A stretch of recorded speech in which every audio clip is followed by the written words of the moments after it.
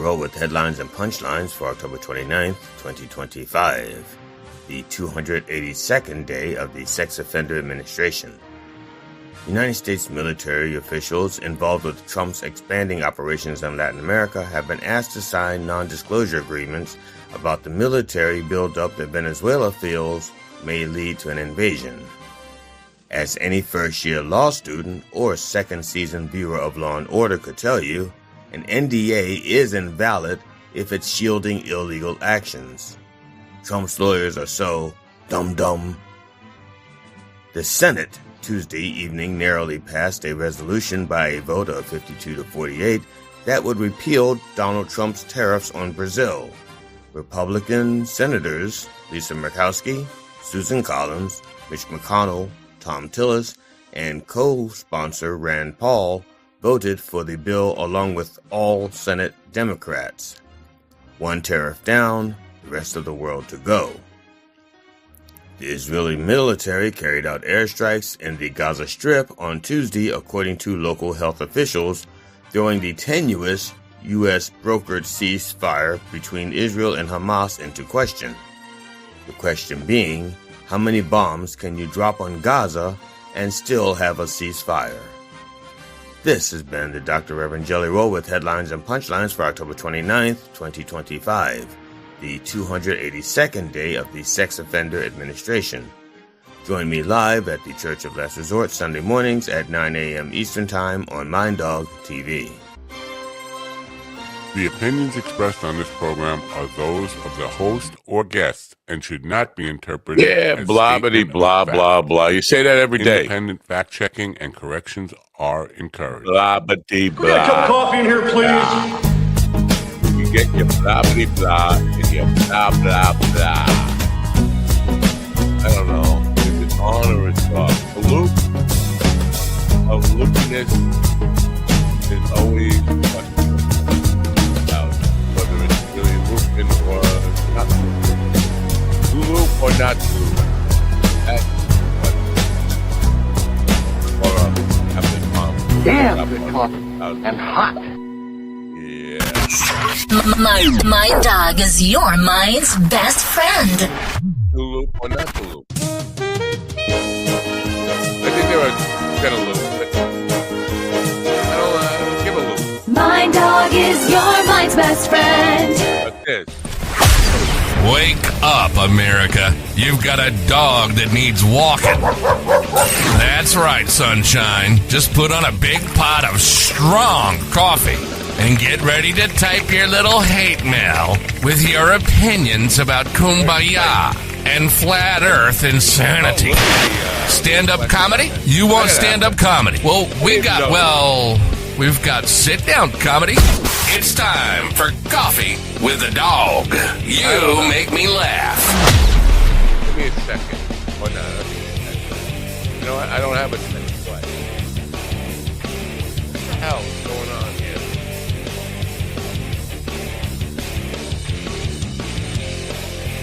I have to work on the angle of the sign. That light is getting thick. You know what?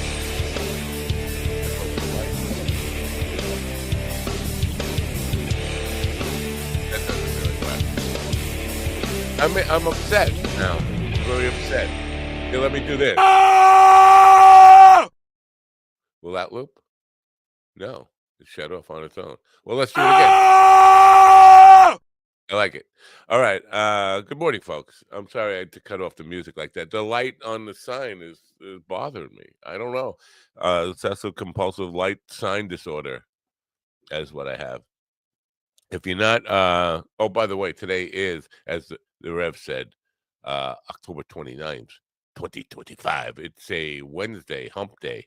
And if you're not up to speed, if you're not in the know, if you're not hip to the latest current events, we're supposed to get Iraq, not Iraq, coming to end the world. Now, I'm not sure what they don't put out a time schedule. It's not like the double LIR or whatever.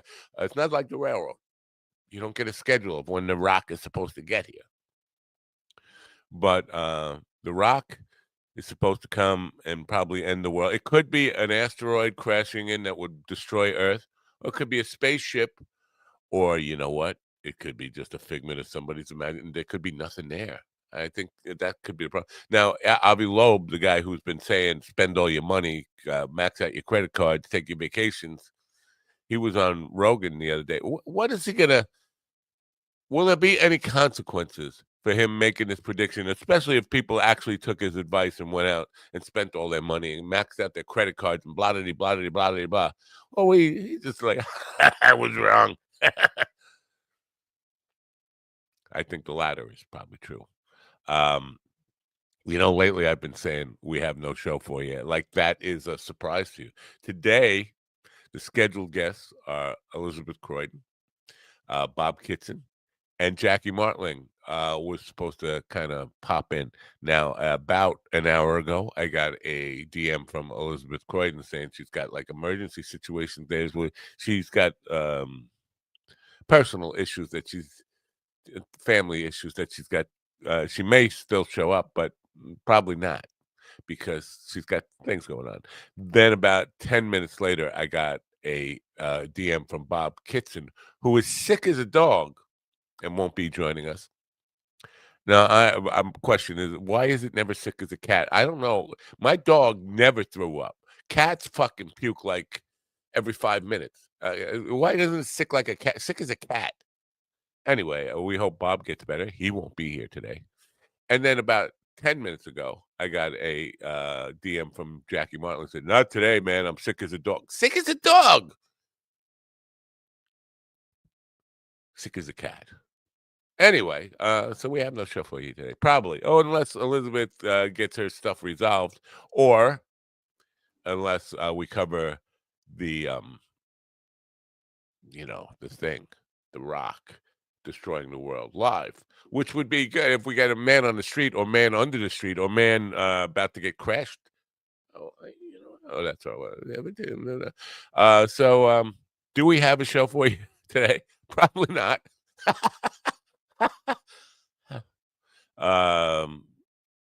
I'm questioning whether we have a show for you ever. I know tomorrow JT Habitat's supposed to be here. On Friday, Billy Joe Gillespie will jump off the Tallahatchie Bridge. No, that's Billy Mo. Different. But she will be here on Friday, or maybe. If there is what? There could not be. It could be, and then it's all over, which I'm kind of hoping for. I just don't know what else to say about the world. I need a cognitive test, and we'll talk about why. Why would somebody who claims to be the healthiest specimen ever need cognitive tests over and over again and keep admitting to, oh yeah, they gave me an MRI. Why? Something wrong? Oh no, I'm the healthiest ever. Well, why are they giving you all these fucking cognitive tests, dude? Obviously, people think you're retarded. I'm sorry, I didn't mean to use the R word. I mean, they think you're stupid or something. Cognitive tests. You know what? One cognitive test should be, is it sick as a dog or sick as a cat? And if you say sick as a dog, you're out. I'm sorry. I'm really sorry about that. I'm going to cry right now.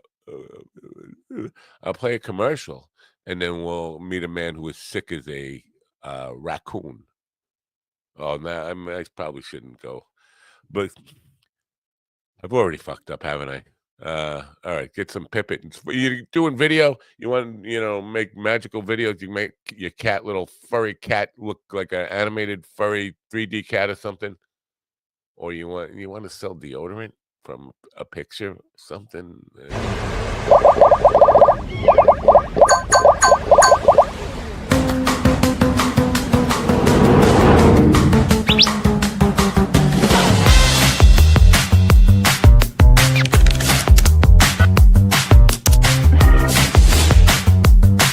Men's simple and effective skincare wherever you go. Keep your skin hydrated with refreshing scent. Wow, skincare made simple for men. 型男护肤就这么简单。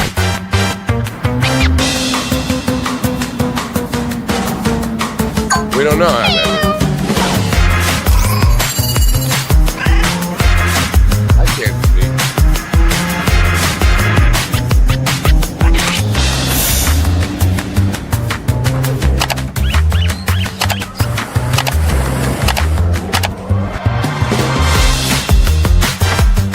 pivot. Let's create something. Cooking is such a joy. Find your frasser. I almost feel like I need a cognitive test because that commercial seems to have changed since yesterday, and I didn't change the video. Ladies and gentlemen, in the room with me now, a man who always is, why do I say are, is a man who always fails his cognitive test by saying are when he should say is. GD Fenderson. Good morning, GD. Good morning, America. MindDogTV.com. It's day 29 of our Coffee with the Dog Government Shutdown Advent Calendar. And what do we have today? Why, let's see. It's the official Shutdown Advent Reciprocating Rod. Are you looking for a favor from Trump? On one end, you can scratch Trump's back and he'll scratch yours. Or this end, he'll ram in your ass. With Trump, it's surrender or sore ender. Get your Coffee with the Dog Government Shutdown Advent Calendar while shutdown and supplies last. All proceeds from sales of the Government Shutdown Advent Calendar go to a cause. Support your local mercenaries and enjoy the suffering. Yeah, of course. If I were a creative type of fella and a decent graphic artist, surrender or surrender. Right, surrender or sore ender. Right, would be a great T-shirt if I were a creative person, somebody who could actually do T-shirt designs. Surrender or hire a graphic artist. Is that what it was? Hire a graphic surrender. All right. Well, are you sick as a cat today? Are you? No. I'm, as a matter of fact, I'm as healthy as a horse. Well, Jackie says it's a nasty time of year, nasty weather, and blah, blah, blah, and that everybody's getting sick. Well, according to the one way to ensure that you're going to get sick, book yourself on this program. You will get sick. So I'm not sure we're going to have a show again today. It's epidemic. It's an epidemic. We're having a pandemic of no shows. Elizabeth will probably show up just to kick your ass, if nothing else. But she's not sick, but she's dealing with people who are who need help, family members. So, but next Friday, it's big news for you. Next Friday, what is that? The 7th. You're looking forward to next Friday already? I'm assuming you gave up on the rock. You gave up on this rock. Well, no. To be honest, I'm not assuming that next Friday is going to be here. But if next Friday does come, we got Dustin Chafin, who, I don't know, Dustin, he's been around the comedy scene for 20 years or so. He's now currently doing a lot of cruise ship work, but he's also opening for Nate Bargatze. Now, I think, Bagazzi. You say tomatoes, I say Bargatze. I think memory, I think he's the only guy who's, if he does make it on the program, who will ever have performed in an arena type of situation for comedy. He's doing arenas with Nate Bargatze with 18,000, 20,000 people. We've had people who've done theaters, lots of people who've had specials and stuff, but that whole arena experience, I can't think of anybody else who's been on the program who's done the arena shows. And we've had some pretty big comedians, pretty successful comedians, but the arena shows is something new, and I look forward to talking to him about that, like what that feels like, how that's different from like a theater or a comedy club or whatever. So that would be next Friday. Dustin Chafin just booked last night. Anyway, you don't think The Rock's coming. You think it's all bullshit. And the question on the table is, what happens to Avi Loeb? I thought the question on the table was, is it still a ceasefire if you're dropping bombs on Gaza? No, that's the Rev's question on the table. Oh, okay. That won't be answered. But the question, does Avi Loeb bear any responsibility on this? Or will he I don't know. What does history tell us about these people who keep calling for the end of the world and the end of the world doesn't show pastors. They keep their church and stuff. But an academia like Harvard University should probably say, you know what, we're at least not going to send you your paycheck. The rock hit your house or your paycheck, your bank account, at least. No? Well, if he's smart, He'll get a couple of rocks and he'll stand outside and just throw them and say, "Little pieces are landing at Harvard." Little pieces. And look, it has the same chemical makeup as the rocks from Central Park. What do you know? I hope he's listening to your advice. I'm not sure he tunes in, but that would be good advice. See, you've done this before. You have experience scamming the world about rocks crashing into the planet, apparently. Well, I was a cult leader a long time ago. Oh, cult leader. Yeah. Wow. We have people in the chat room. Anyway, good morning, people in the chat rooms. I tried to explain to somebody last night, we don't see their comments if they're on some of these networks. I don't think we even see the Rumble people. We get a lot of the Kick people. We don't get Instagram people. We definitely don't get iHeartRadio. Or one slight correction: we don't get Kick people. We get Kick bots. Yeah, it's Kick bots. I don't know. There's been one or two Kickers. You're right.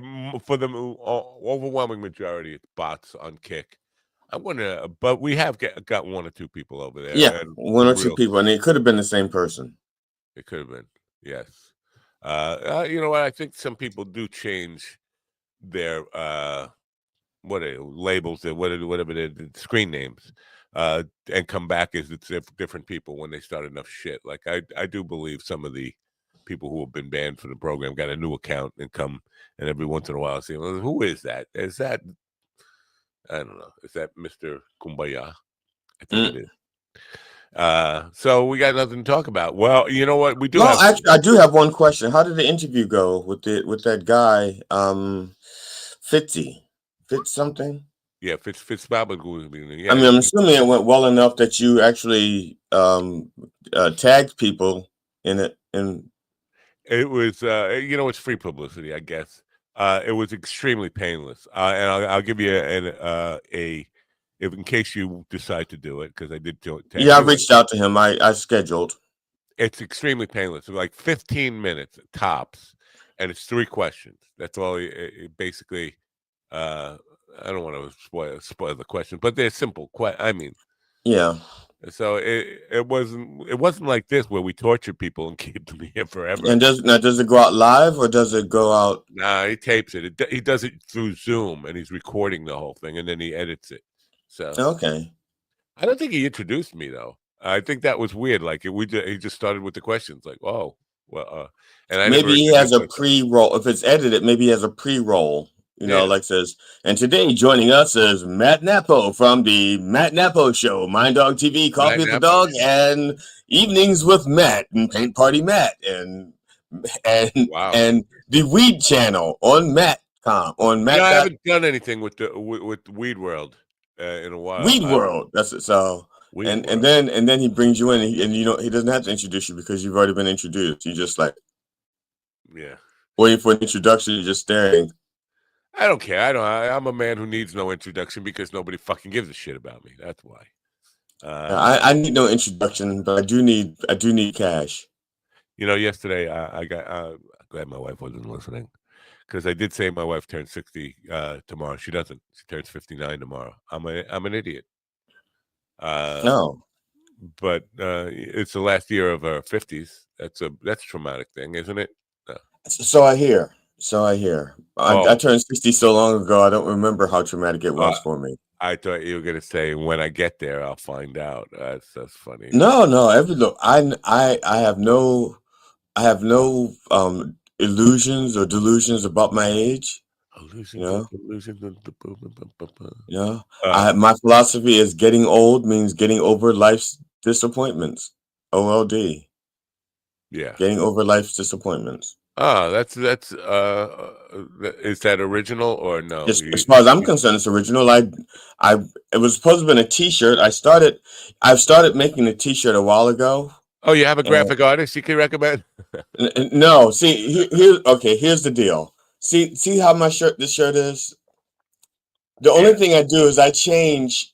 The idea of this shirt was I was supposed to change the text in the border once a year, but I don't have that. I wasn't working enough to sell enough T-shirts to change it every year. Yeah. Or at least for every special, I should say. For every special, I wanted a different shirt. And let's just say the guy who buys the shirt, he only got he's got only room for so many shirts in his drawer.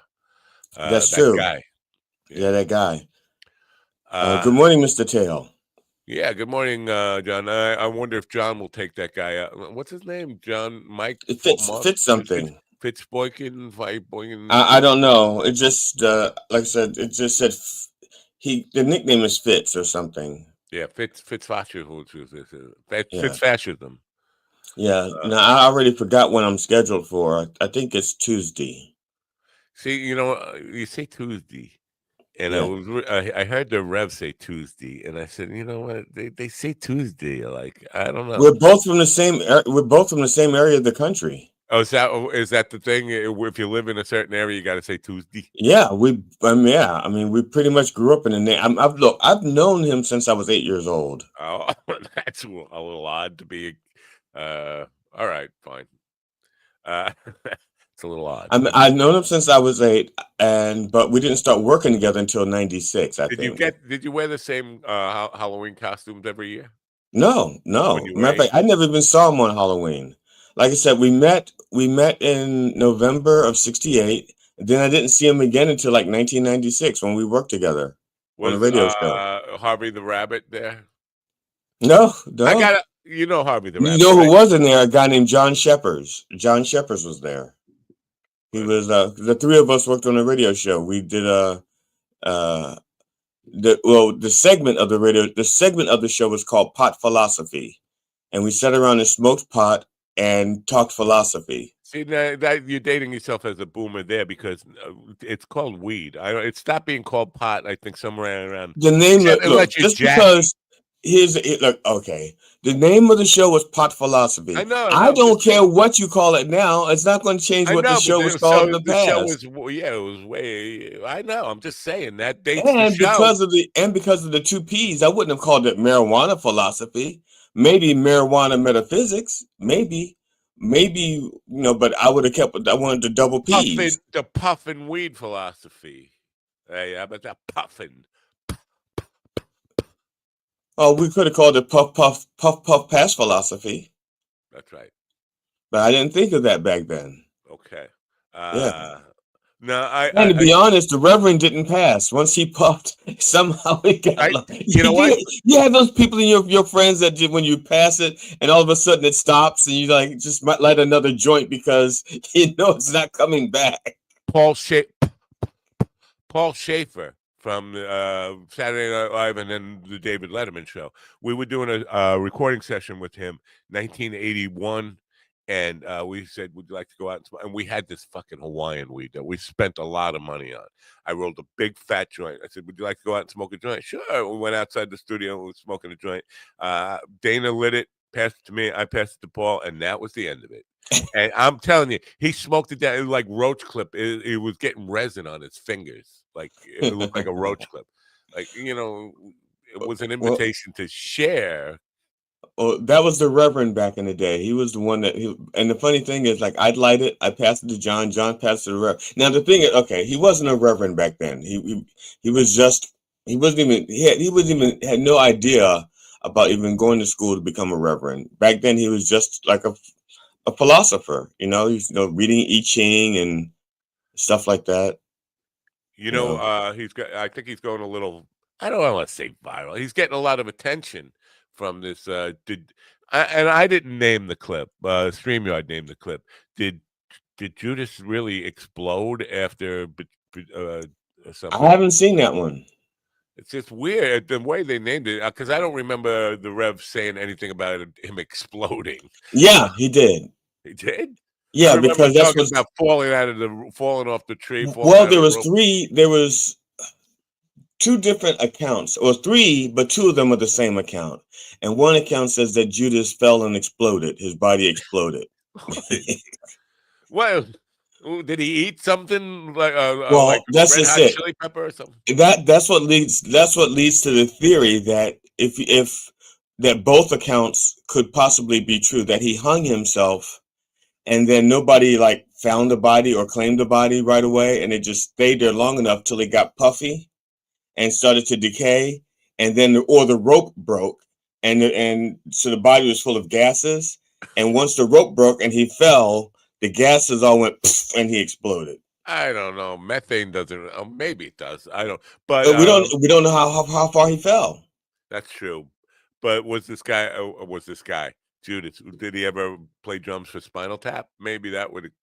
I don't know. The exploding. We're thinking spontaneous combustion. Yes, that's yeah, whatever. Now, okay. Now you've interviewed a lot of people over the years. Okay, have you ever interviewed people who believe in spontaneous human combustion? Yes. And how do they have explanations for it? And how did you question them? Because, well, first of all, do you believe in spontaneous human combustion? Fuck no. Okay, But all right. the person I talked, it was on the radio. It was over 40 years ago, and they claimed they were in a car with somebody who the person was in the backseat. They were driving, and they turned around, and the person had just burnt up in the backseat. And I was like, well, can we see a police report? They couldn't provide a police report because they said they weren't prepared. They could, if they could go back and get it and whatever, and bring it to me at a later date. But I was like, what do you, and what happened? The police just question you and let you go? Because in my world, if that happened, I would be like under the lights, the good cop, get bad cop, and they weren't going to let me go until I could. Well, no, you're in New York. Bad cop, worst cop. Yeah. Oh, you're white. That's right. You get good cop, polite cop. No, I'm Italian, so they always. Well, I have an Italian last name, so they would say, "He's mobbed up. We're gonna." Oh, well, that's true. That's true. Especially then, but so they just let him go. Oh, come on, they're not just gonna let you go. And that's the end of it. And what about the family of the person who disappeared? Yeah, that's not something. Yeah, that's not something that. I don't remember if I asked about that, but it's so long ago. It was like good 40 years ago. But yeah, just bullshit. Yeah, I mean, I had a lot of guys come on the show and bullshit me in those days. I had a guy who swore he was from another planet and couldn't name the planet had no name. It was just a sound. Paul from Planet Ooh. Another Paul. There's this thing here with the P's and the philosophies and the pa. But yeah.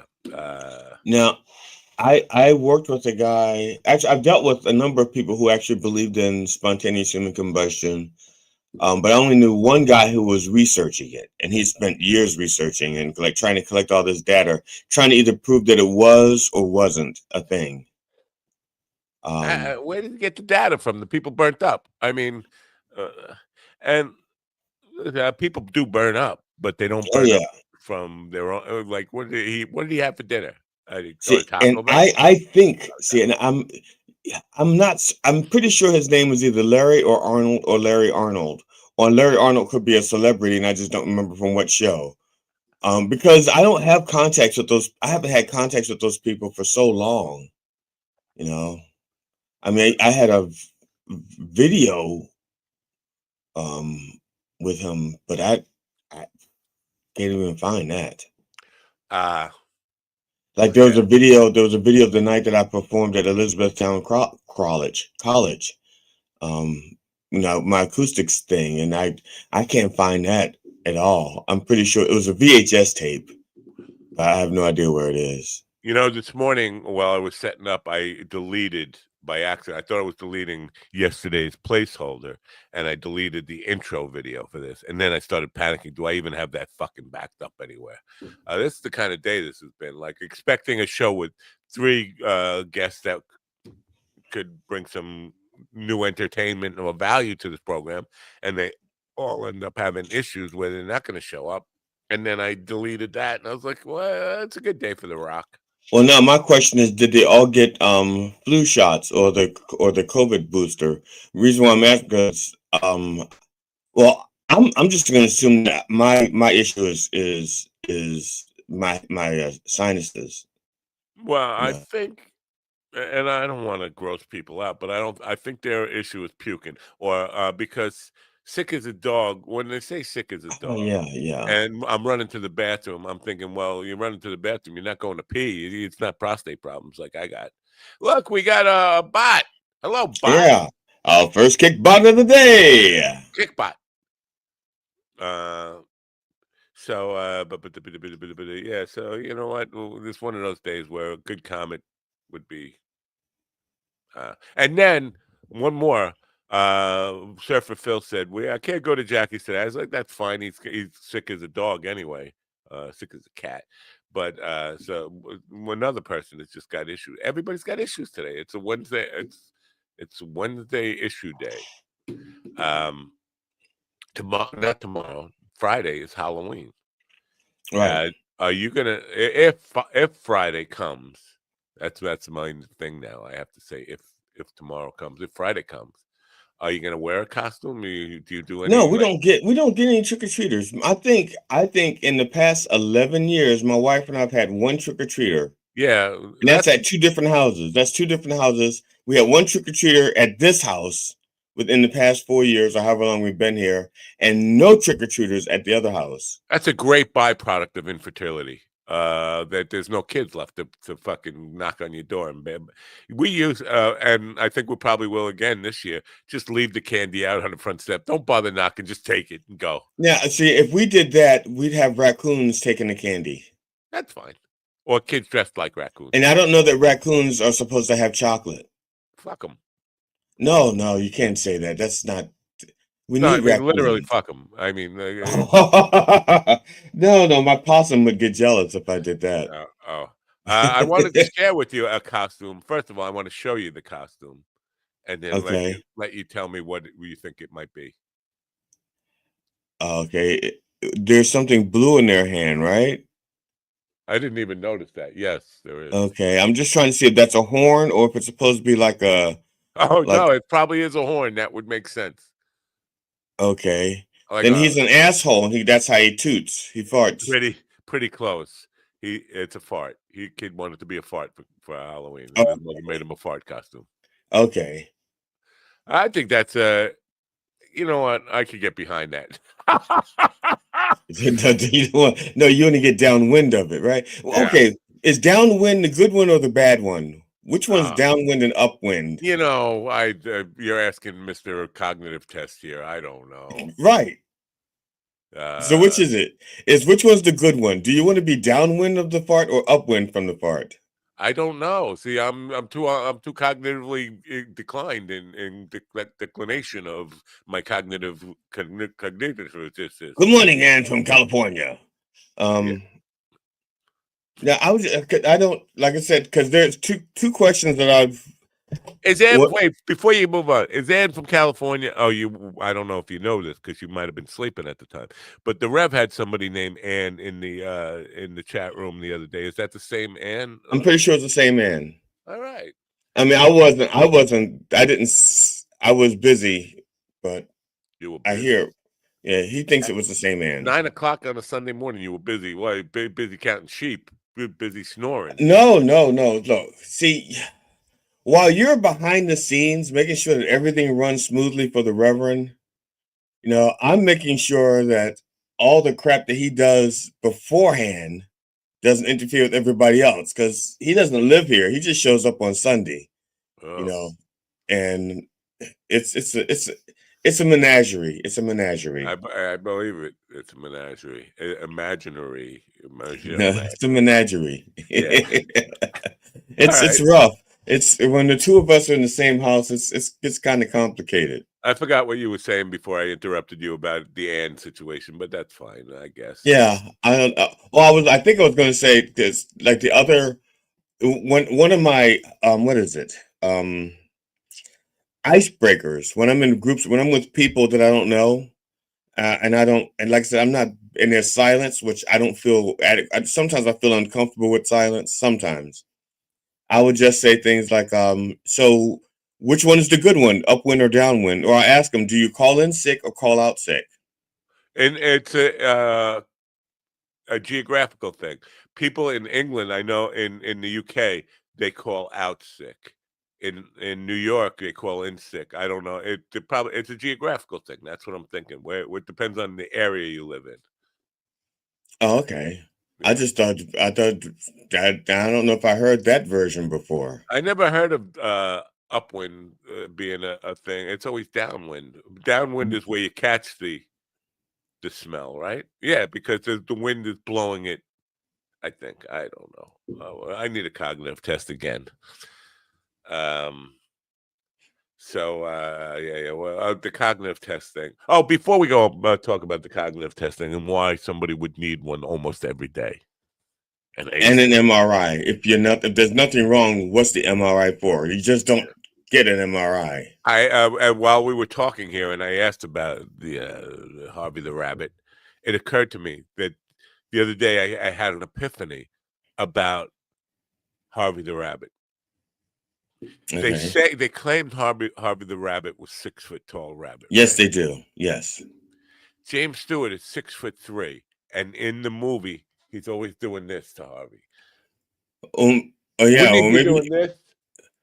Oh, unless he's looking at the ears. Ah, that's a good point. Maybe you just threw a hole in my conspiracy. And you know how rabbits are; their feet are very long. So if the rabbit's stepping on the front of his toe, he's taller, and if he's flat, so it's like this. It's the rabbit's probably his height is going to change. The rabbit was at a bar drunk, right? Or most of the time, I think. Or no, he was holding a I can. I don't remember that movie. Yeah. Now, Sunshine says everyone should check for aneurysms. I don't know where to check for them. Check me for aneurysms is what she means. Well, it's aneurysms, weeklyisms, whatever. Monthly. Because where would you look? I mean, there are only so many openings in the body if we're going to check for them. Johnny Campo. Well, no, Johnny Campo had a aneurysm in his leg. Yeah, but I'm saying, but if we check, I don't have a machine. I only can look in holes. There's only like so many holes. If you have a brain aneurysm, I can look in your ears and up your nose, but I won't see it. An MRI discover that, like magnetic resonance imaging. Wouldn't that don't you have an MRI machine at home? I did, but it was analog.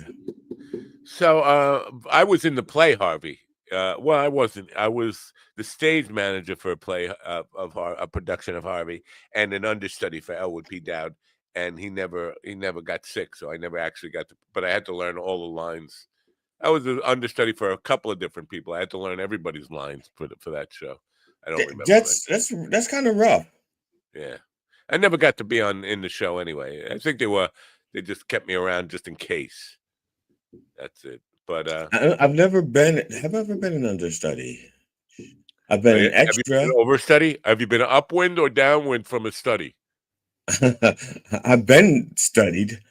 Oh. I've been studied. Yeah.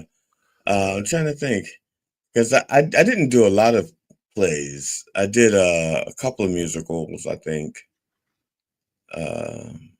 Musicals? That's a whole other thing. Harvey wasn't a musical. There was no singing in it. No, I did. Yeah, I did. Well, even in the musical, I didn't sing. I danced. Well, I take that back. See, it wasn't a full music. It was a huge production, and there was a dance number in it. I was one of the jiggerbuggers. Or was it jiggabooers? Because it was a mostly black school. It was a mostly black school, so we were a bunch of jiggabooers. I hate to sound like a racist or anything, except every day. And I was also prison guard number 2. I had to escort the convicted felon to his electric chair. Yes, this was a junior high school play. And we put someone to death in the electric chair. Wow. Yeah. That sounds like fun. Yeah. I want to play the guy getting juiced. Yeah, that was a guy named Kevin. He was the one getting juiced. How do you do a jitterbug? Oh, well, I used to do it very well. Well, a lot of kicking. I mean, the twirls, lifts, throws. Oh, twirls. Yeah, and it was funny because I had like I said, I was not an attractive child. So nothing has changed. Yeah. I'm just saying, but now I'm still not an attractive child. No. So I was never an attractive child. No. So nobody really wanted to be my dance partner. But there was this girl named Angie, and nobody really wanted to be her dance partner either. And so the two of us, by default, wound up being dance partners. And she was real petite, so petite that me being in the 7th grade, I could throw her in the air. Yeah, I mean, she was like my height, but she was like this wide. She was a good dancer. So we stole the show because both of us were really good dancers. But you would never know that because no one ever asked us to dance because, well, I was ugly and she didn't have breasts. So, well, she still had training bra. That's why the other guys weren't paying attention to her. She had a training bra. How old were you at this juncture? 7th grade. 7th grade is 12 years old or something. Yeah, something around there, right? Well, I was 13 in the 9th grade, so I would have been 11. Wow, look at you. Yesterday, locally, a guy, what's his name? It's like a weird, I'm sorry to say this. Just his name doesn't matter. The guy's 53 Okay. years. Guy's 53 years old. He got arrested in Target for bending down and taking pictures upskirt of a 13-year-old girl. And it's disgusting. How tall was he? Why did he have to? I mean, that's stupid.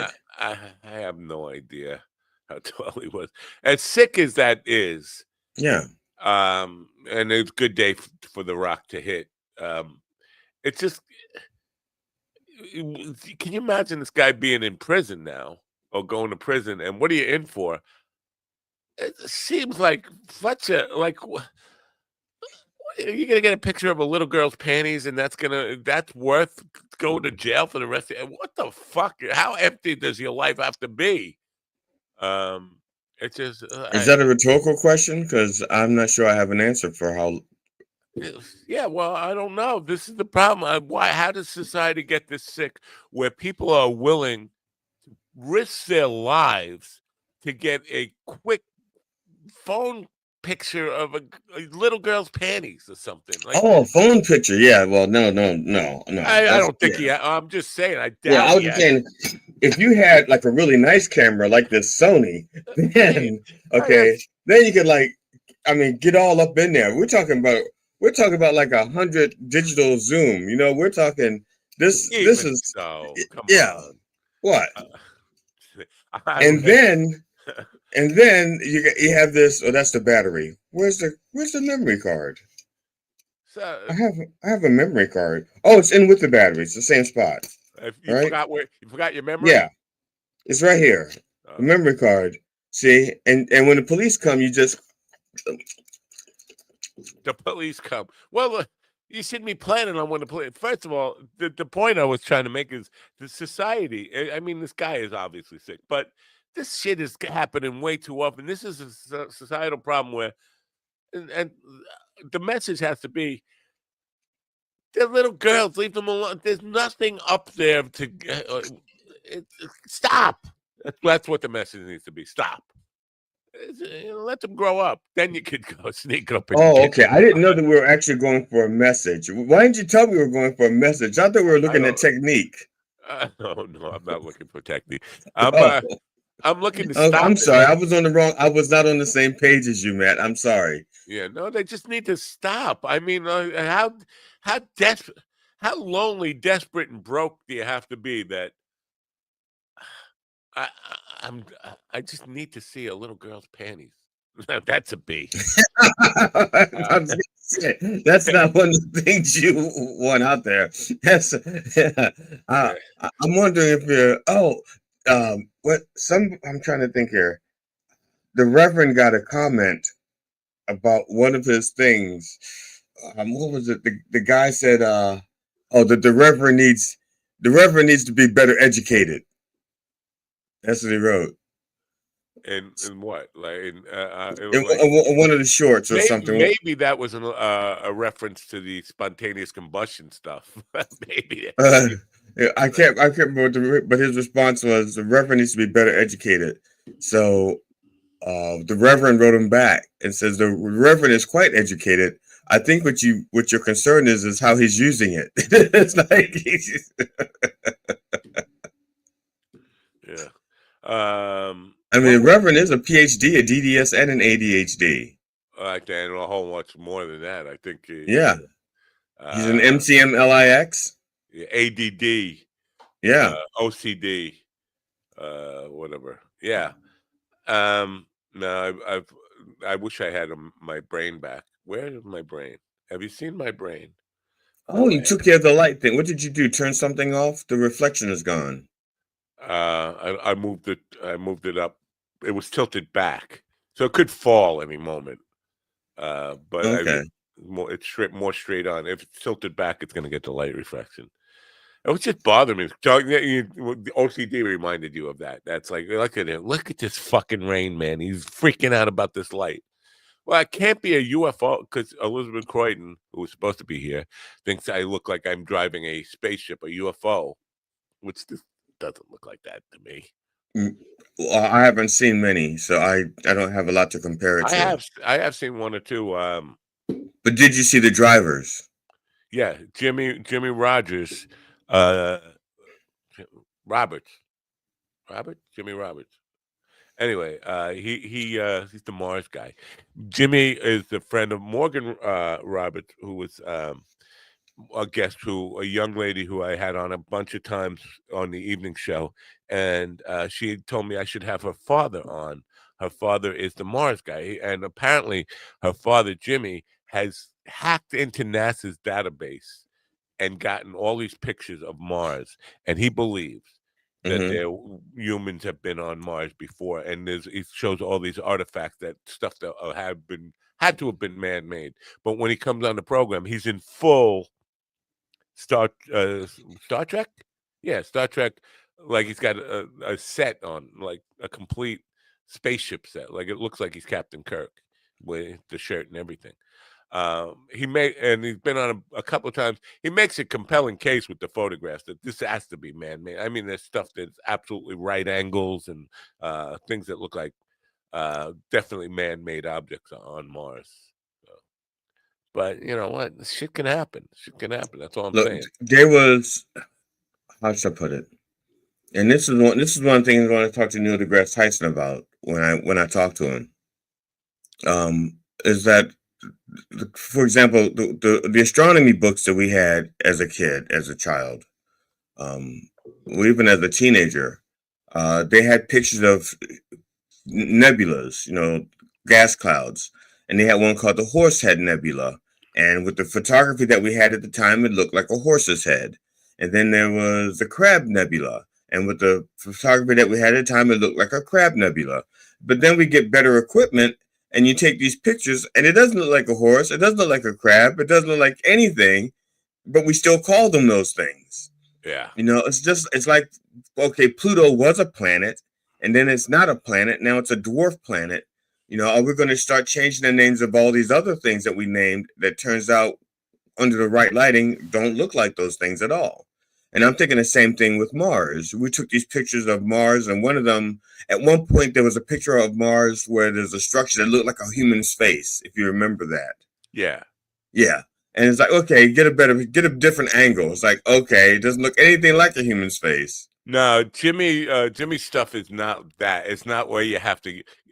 It's close-ups of actual objects. Like one was just like a complete round ball. Like nature doesn't necessarily do a lot of round, perfectly spherical.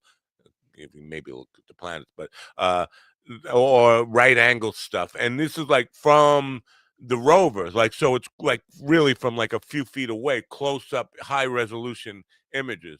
But we have things that grow round, or crystals. Now, I mean, we do have round, because I remember there was you could look at the planet Earth and kind of say it's kind of round sphere. Well, I'm just saying, but there was some phenomenon where a bunch of round things just washed up on shore. I think it was in Europe, and they just kept washing up on the shore. And I'm trying to think. It was one of those believe it or not things. It's one of those shows where they have like these mysteries. I mean, and I remember at the time watching, I'm thinking, okay, there's nothing mysterious about it. It's something in nature. And I remember thinking, and it turns out, I can't remember the exact thing now, But crystals take this. Not only do crystals take shape, but they repeat the shape over and over and over again. Like every time you get a salt crystal, sodium chloride, it's a square, it's a cube. Every time.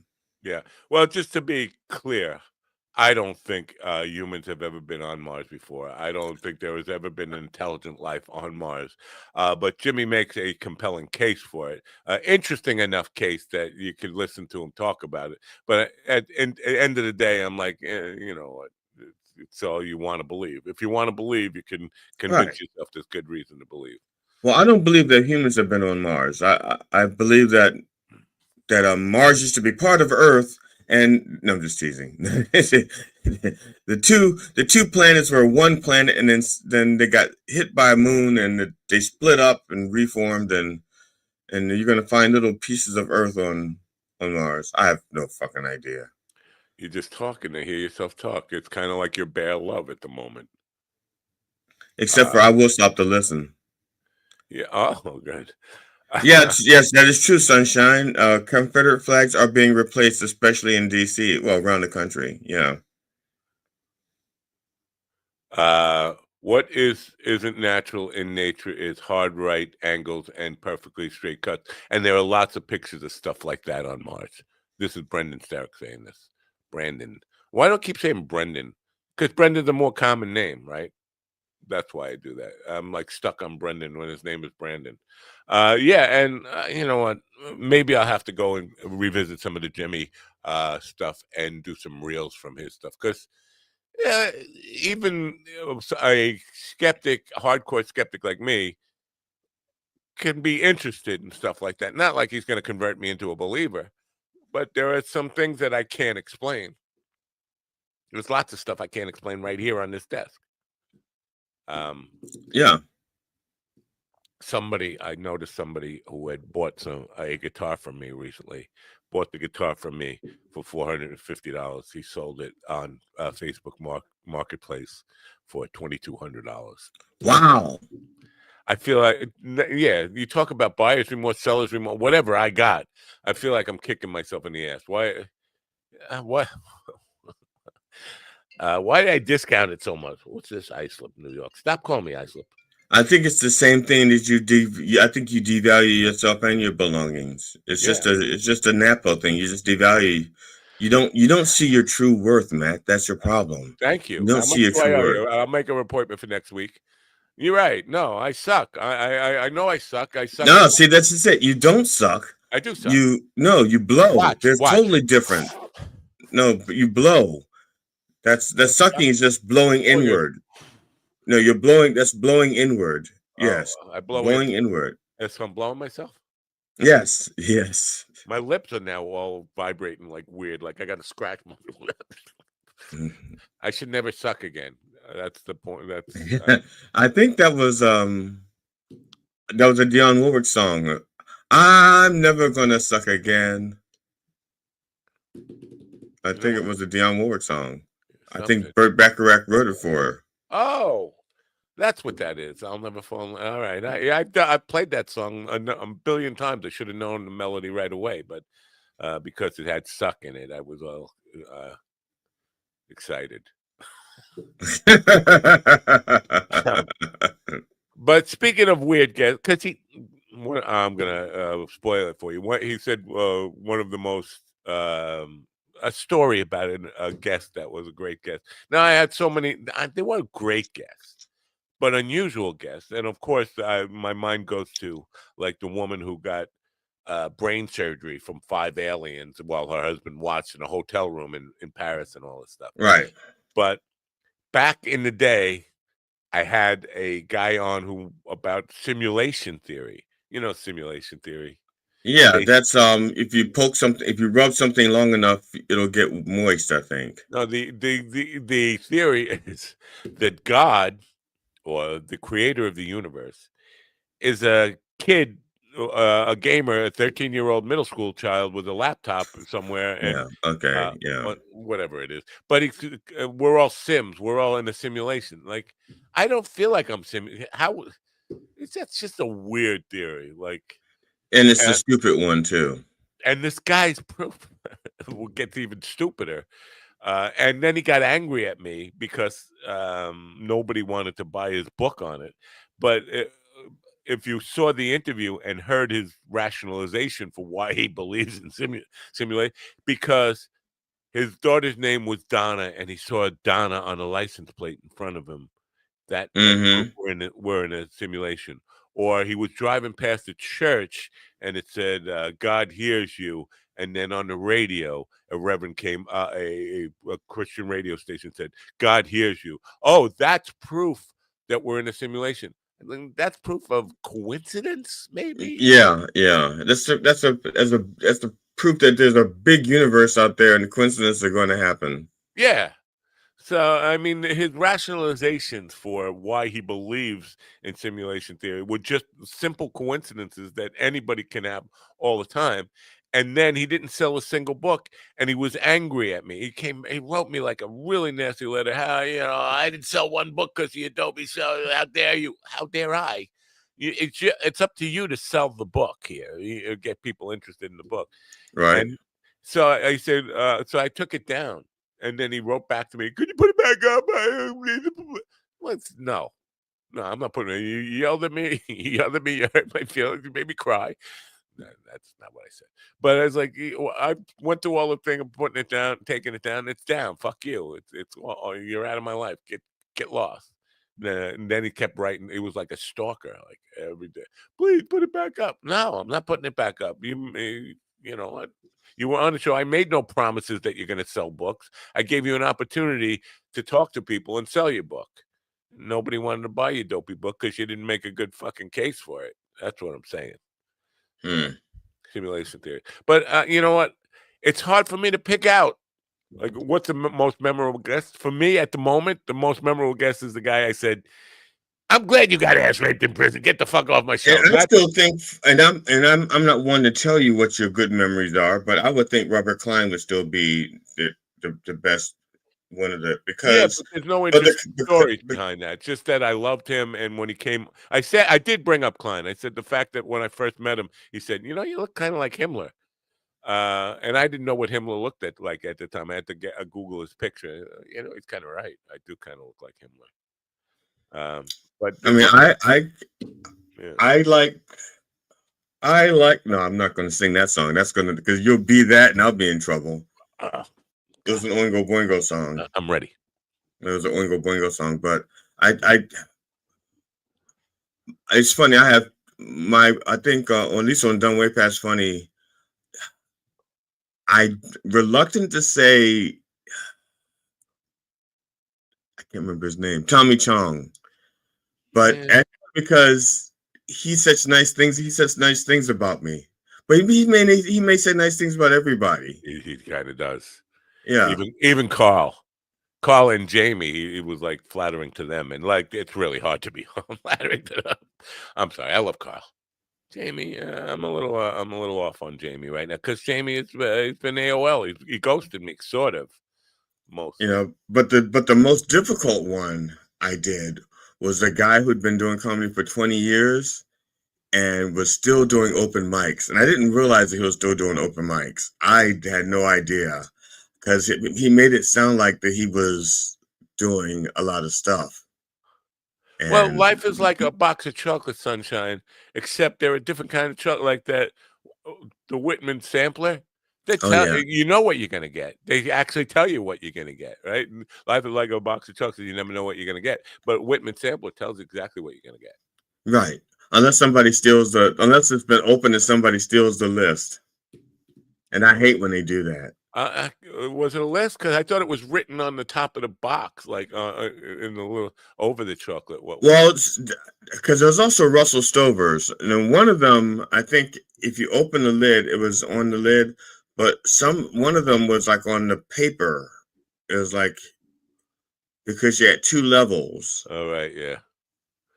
Well, sometimes you had two levels. Yeah. Well, the Whitman sampler was two levels. It was a kind of a thick box, and there was Now, I got to the point where I could pretty much just tell from the shapes and, the little squiggly lines what was what. You're a professional chocolate eater, a all-star. He's on chocolate all-star team. And I don't mean that to be racist. I really don't. That's different kind of. Yeah. I brought up when he asked me about, because I was struggling. I'm like, oh, he's the most interesting guest. And you bring up this comedian who's 20 years in doing open mics. And there was somebody on my Facebook page who said they finally got paid after 20 years of doing comedy. It was like, man, that's patience. That's patience. I don't think in music, I don't think I waited 2 weeks. And I think if I would have waited 2 weeks, I would have been out. I would not have, like, you got to get paid something. I get paid for bringing my equipment. I used to say this all the time. I get paid for bringing my equipment and setting it up. The playing is for free. the self-roadieing work was what I was charging for.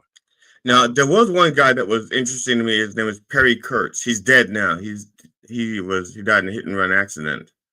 But he was like he was like he was in the circles out in the California comedy scene, and he was like, you know, with Robin Williams and if there was a comedian out west, he was part of that scene, but he never rose to the level of any of them.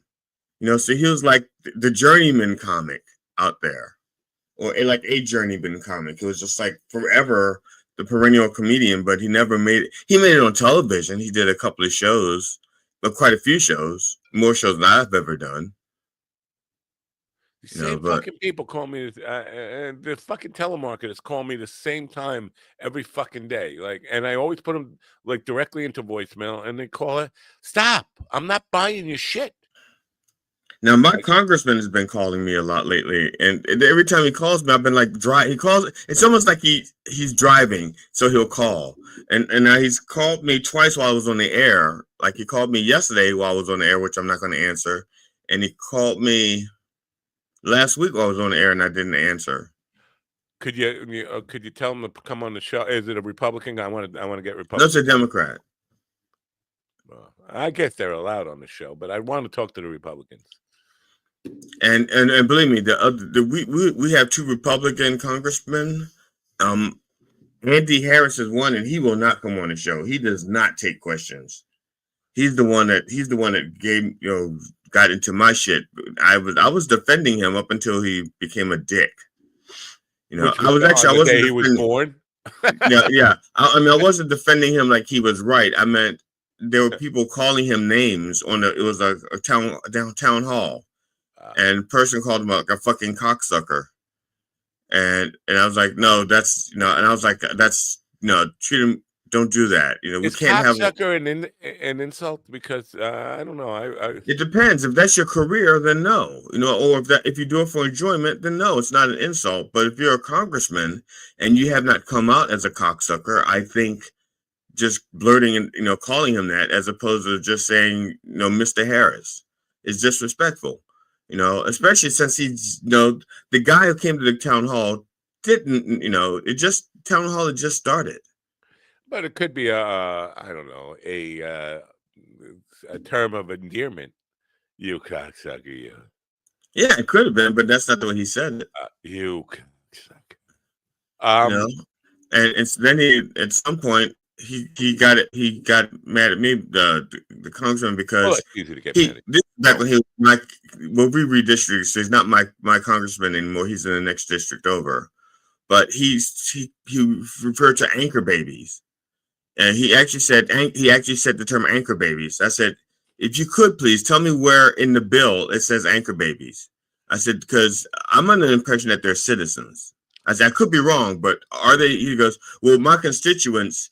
You know what I'm talking about? And that's an anchor baby. I said, I'm one of your constituents, and I'm saying they're citizens, not anchor babies. Just, I've owned a few boats in my life and gone out fishing. Anchors are pretty cheap. To use a baby is I don't know. It seems a little extreme. Well, first of all, you can't even use a baby as an anchor because it doesn't have the weight. And they float for so long. I mean, I know I've thrown a few in the water. They float for a while before they actually. Matter of fact, they inherently swim. Yeah, no, well, I don't know. Not if you beat them enough beforehand, which is a terrible thing to say. See, Yes. that's now now we're getting back to you when you were fisted as a kindergartner by that black black girl. You're never gonna let me go. I should get her on the program. She's in Marjorie Taylor Greene's district in Georgia. I should get her on the program and maybe Sure. have her beat me up again, all over again for our I don't know, 67, whatever. When we were kids in our neighborhood, there was a girl named Pat, and she was not a petite girl. As a matter of fact, she was probably the best athlete we had in our neighborhood. We were not kind to her. We called her Fat Pat. And there was also a kid named Andre who was a little bit bigger than her as well. He was big. He was a big dude also. And Pat, she could hit, she could bait, she could run, she could play football. She did all the things. Like I said, she was one of our best players, one of the best players on the team. And so she had a crush on my brother, but my brother was one of those pretty boys. He looked like Wes Unseld. And so I think when she was in 7th grade, she went to junior high. Now, my brother should have been in the 7th grade, but he failed twice. So he was still in the 5th grade instead of 7th grade. And so she walks by, she knocks on the door of our house. She knocks on the door, and my brother Ralph answers the door. And she goes, "Ralph?" He goes, and I'm sitting there. I just finished getting my oatmeal. So I'm walking toward the living room with my oatmeal so I can watch TV before we go to school. And she knocks on the door. My brother answers the door, and she says, "Ralph, you're my boyfriend. You're walking me to school today." And he got dressed and walked to the school, and her school was a half a block out of our way. Brandon, I don't know who he's talking about, you or me. I think this might be me because I said I look like Himmler. Yeah, because I don't know what Bronson he's talking about. Charles Bronson or Then Came Bronson. You remember them? Then Came Bronson. You probably don't because I remember Then Came Bronson, but wasn't that Charles Bronson who played Then Came Bronson? No. I don't remember who played him. Michael, I can't remember. Jay Fox, the toughest guy in the European prison system. I thought Andrew Tate was. Oh no, whatever I thought. Forget. Before my dementia kicks in and I forget about this altogether. The interesting guest that I talked about is you talked about the comedian who was in it for 20 years and is still doing open. Michael Parks. Yes. Wow. Well, you Googled it, you fuck. Of course I did. All right. I was like, wow, that's a memory. A guest booked himself on my evening show. Okay. He said he was a stand-up comedian and wanted to come on and talk about his stand-up career. And okay. And I can't even remember his name. And when he was in the little room down there, I was like, wow, it looks like the guy's flying a jet. It looked like he was flying a jet. Mm-hmm. And I'm like, I'm going to introduce this guy in now. He could be flying a plane, I think. So I bring him in, and it turns out he's not in a jet. He's in a little sports car. Oh. And so I said, well, it looks like you're in a jet. He said, no, this is a car. And that's my wife in the back seat there. We kind of live in the car now. I'm like, you're living in a car? Yeah, we live in a Target parking lot. Oh, this is the one that did the sex stuff? Yeah. The guy, first of all, he was older than me and like gray beard, and he had severe diabetes to the point where he was blind in one. He had like a freak eye now because the diabetes did something to his eye or whatever.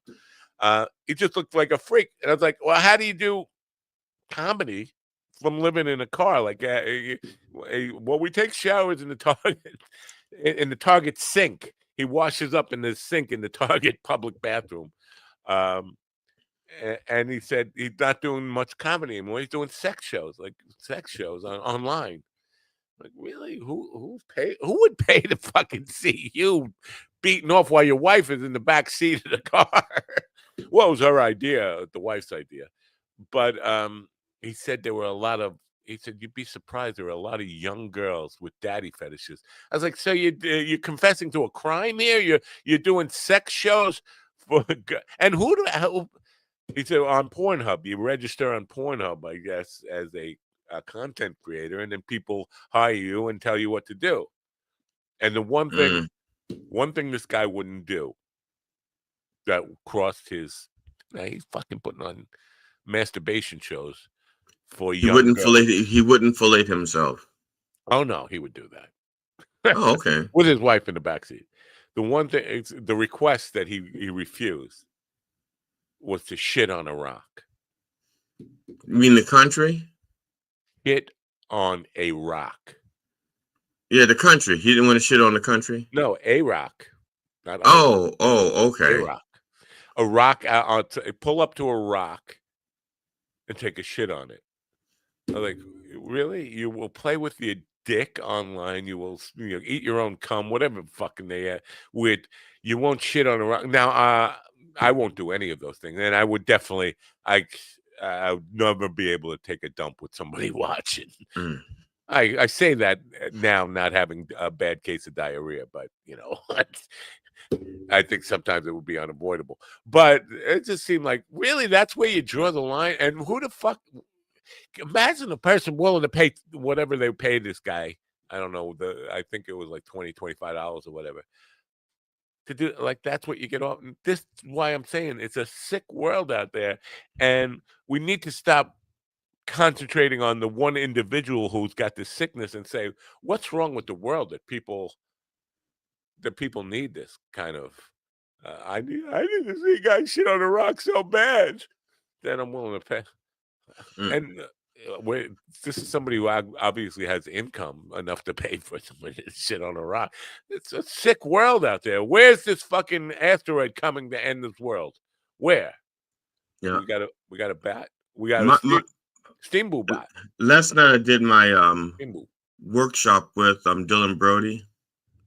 And I walked in when we started the thing. Shitting on a rock. Wow. Yeah, that's what I was going to. That's what we worked on last night. Now so he says, "How you doing?" I said, "My sinuses are kicking my ass." And for the next 90 minutes, he wanted me to write material about my sinuses kicking my ass. There you go. And we actually had a sticking point on something that I wrote. Well, actually, I wrote the whole thing. Something I wrote. He's like, no, there's no joke there. There's no joke there. And it's inconsistent with the material that you've written before. And I said, no, it's not. It's not inconsistent. But the reason I'm bringing this up is because at some point I blew my nose, and I must have rubbed it so hard, like how you blow your nose and do this. It feels like I cracked or dislocated it right here. It just hurts so much, and it's tender. And like I did this, and it hurts. Wow. Yeah. Oh, like one of those boxing movies where the guy reached your nose. Yeah. Yes. And even when I boxed, I never got hit in the nose like this. This hurts way worse than anything I've ever experienced when I was a boxer. Well, I didn't get hit in the face that often. You know how you don't like to disclose your weakness. I'm about to disclose my weakness.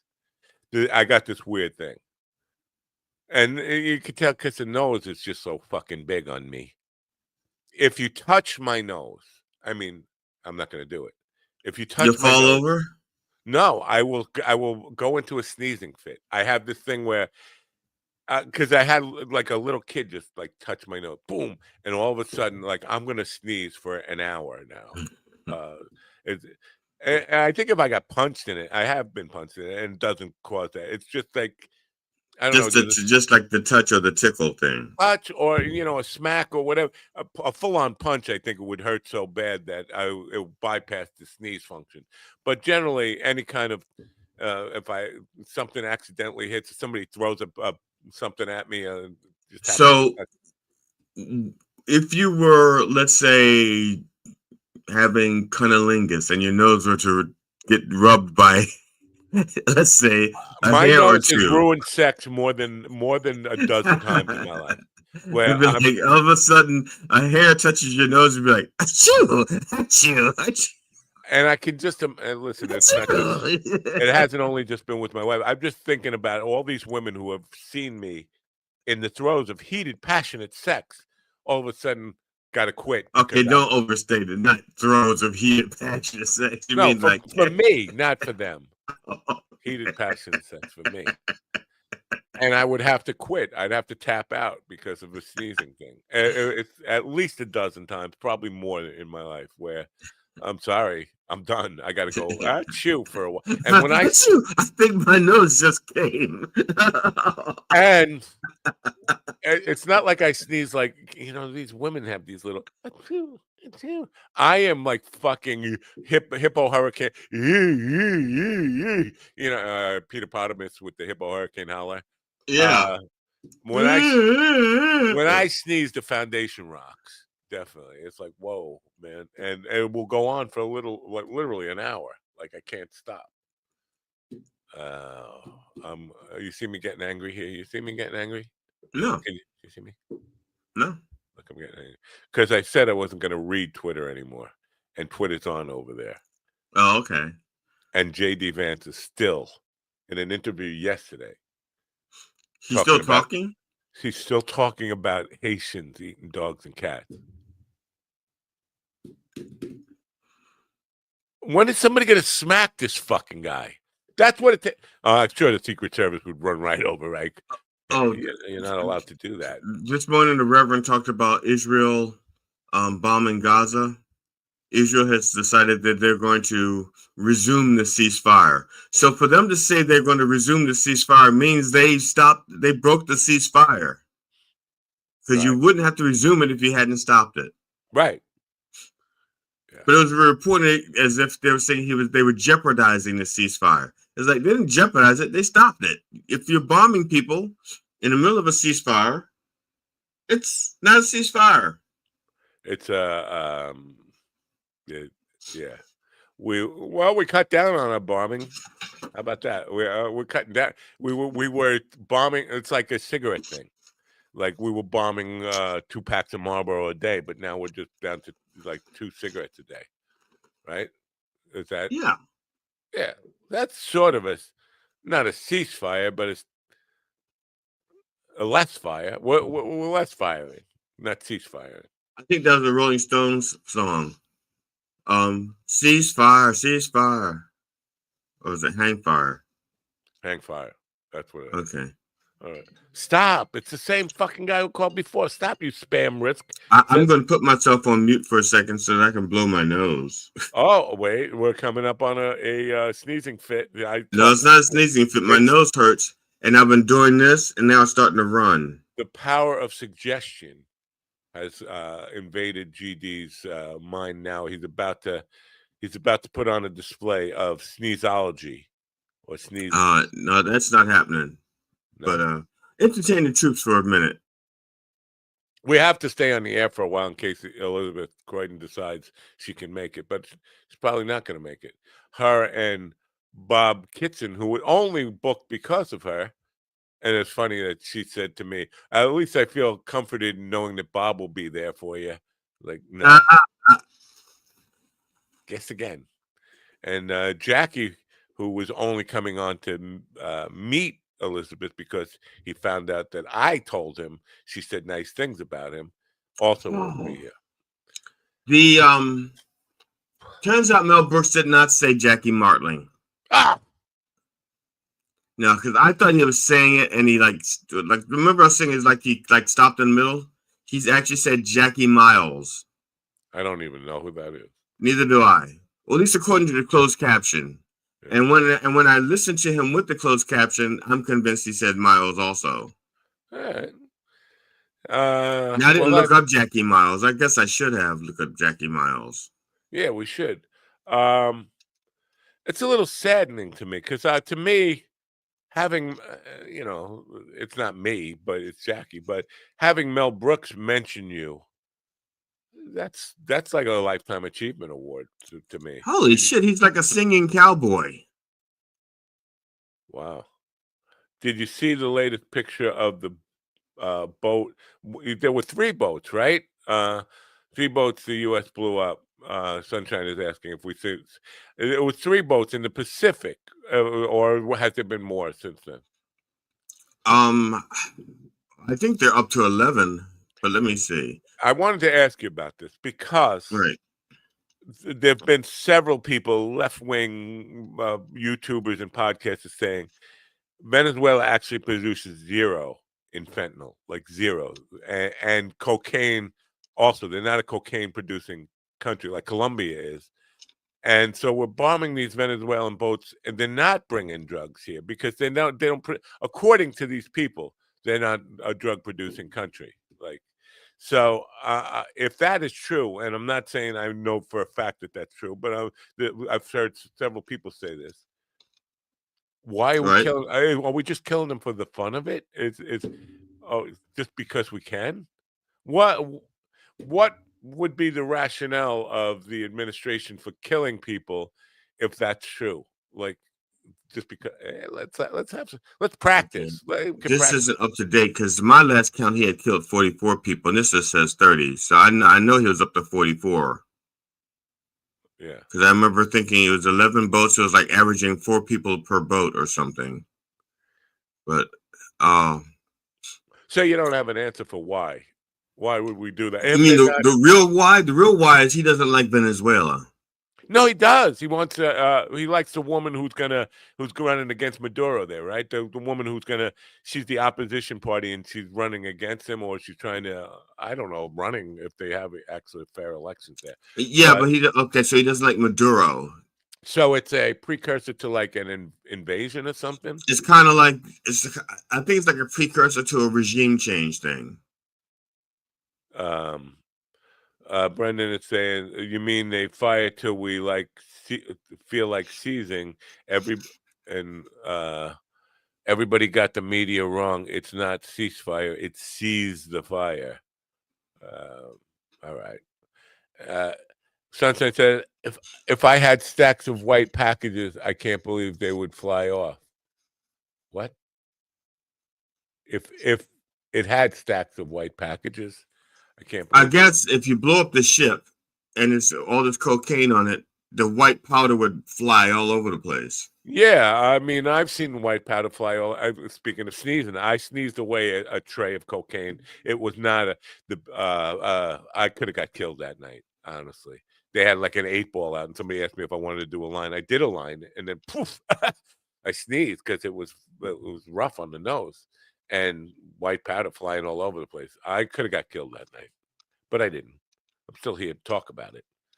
It's just confusing to me. Like, even if it is like a precursor to invasion of Venezuela to kind of install this woman in power, why would you go for the little boats? That's not going to help with an invasion, is it? Or they're just saying that we're just building it up as the lie, the reason, maybe, right? It's just so confusing. I'm not a smart man, obviously. And you could put a B there. I'm not a smart man. Well, sure, why not? Not a smart man, and something about little girl panties or something. Okay, it says here that U.S. kills 14 in strikes on alleged drug boats on Pacific, deadliest maritime attacks yet. So just killed 14 in the most recent one. Yeah. Venezuelan. They carried out 3 strikes. They carried out 3 strikes on 4 alleged drug smuggling vessels, killing 14 people. The world is fucked. Where's this fucking rock? What time is the rock supposed to be here? The thing that I'm wondering about is, again, these are war crimes, except for there's no war. Is it a war crime if there's not a war and you're doing these crimes? No. I'm trying to think what happened to President Obama when he did a drone strike and accidentally killed a civilian. Well, drone strikes. Trump is the king of drone. In his first administration, I think there were 480 or some odd drone strikes. Just a king of drone strike stuff.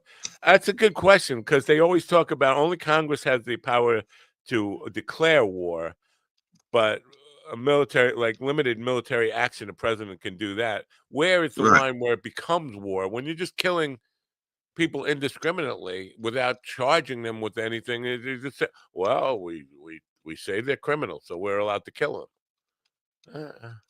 This does not sound like a nice world to live in. So this is going to be my campaign. Look, can't we just be nice? Let's try just being nice. Can we just try being nice? No. You're saying no. Your silence said no.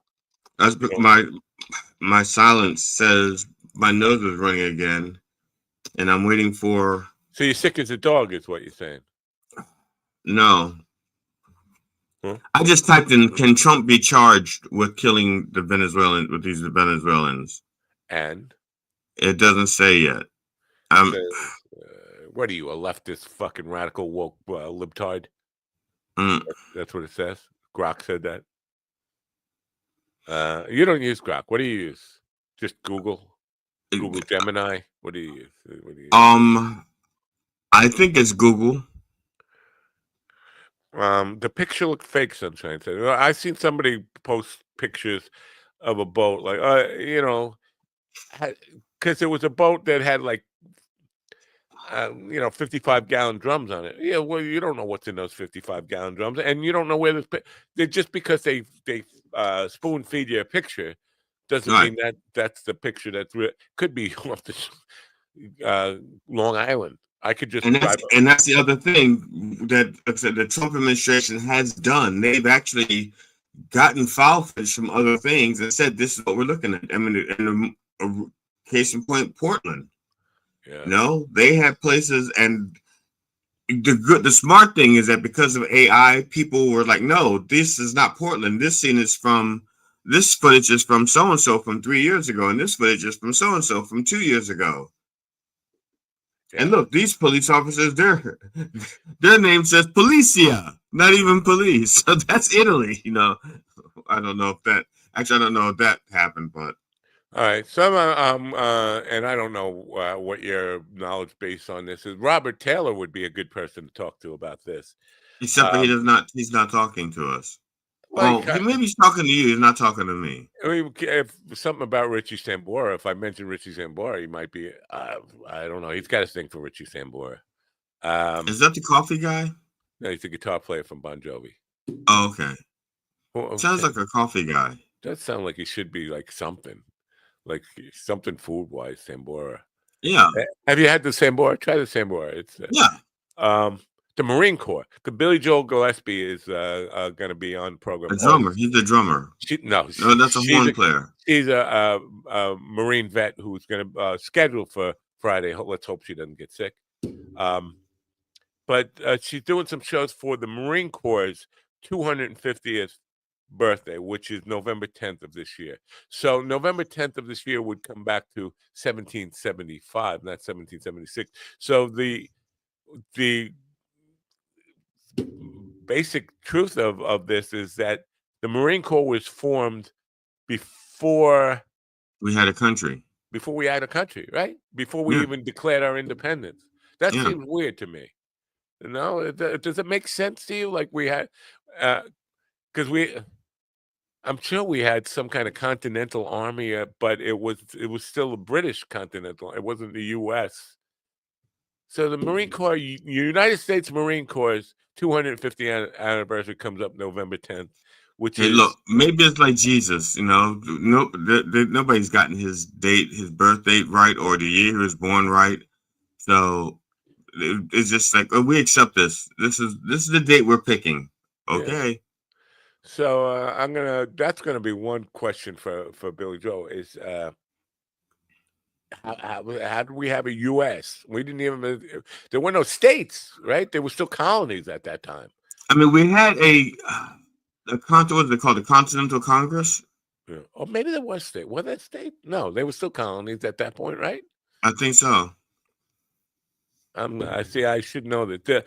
I flunked history. Obviously, I didn't know. When did Delaware become a state?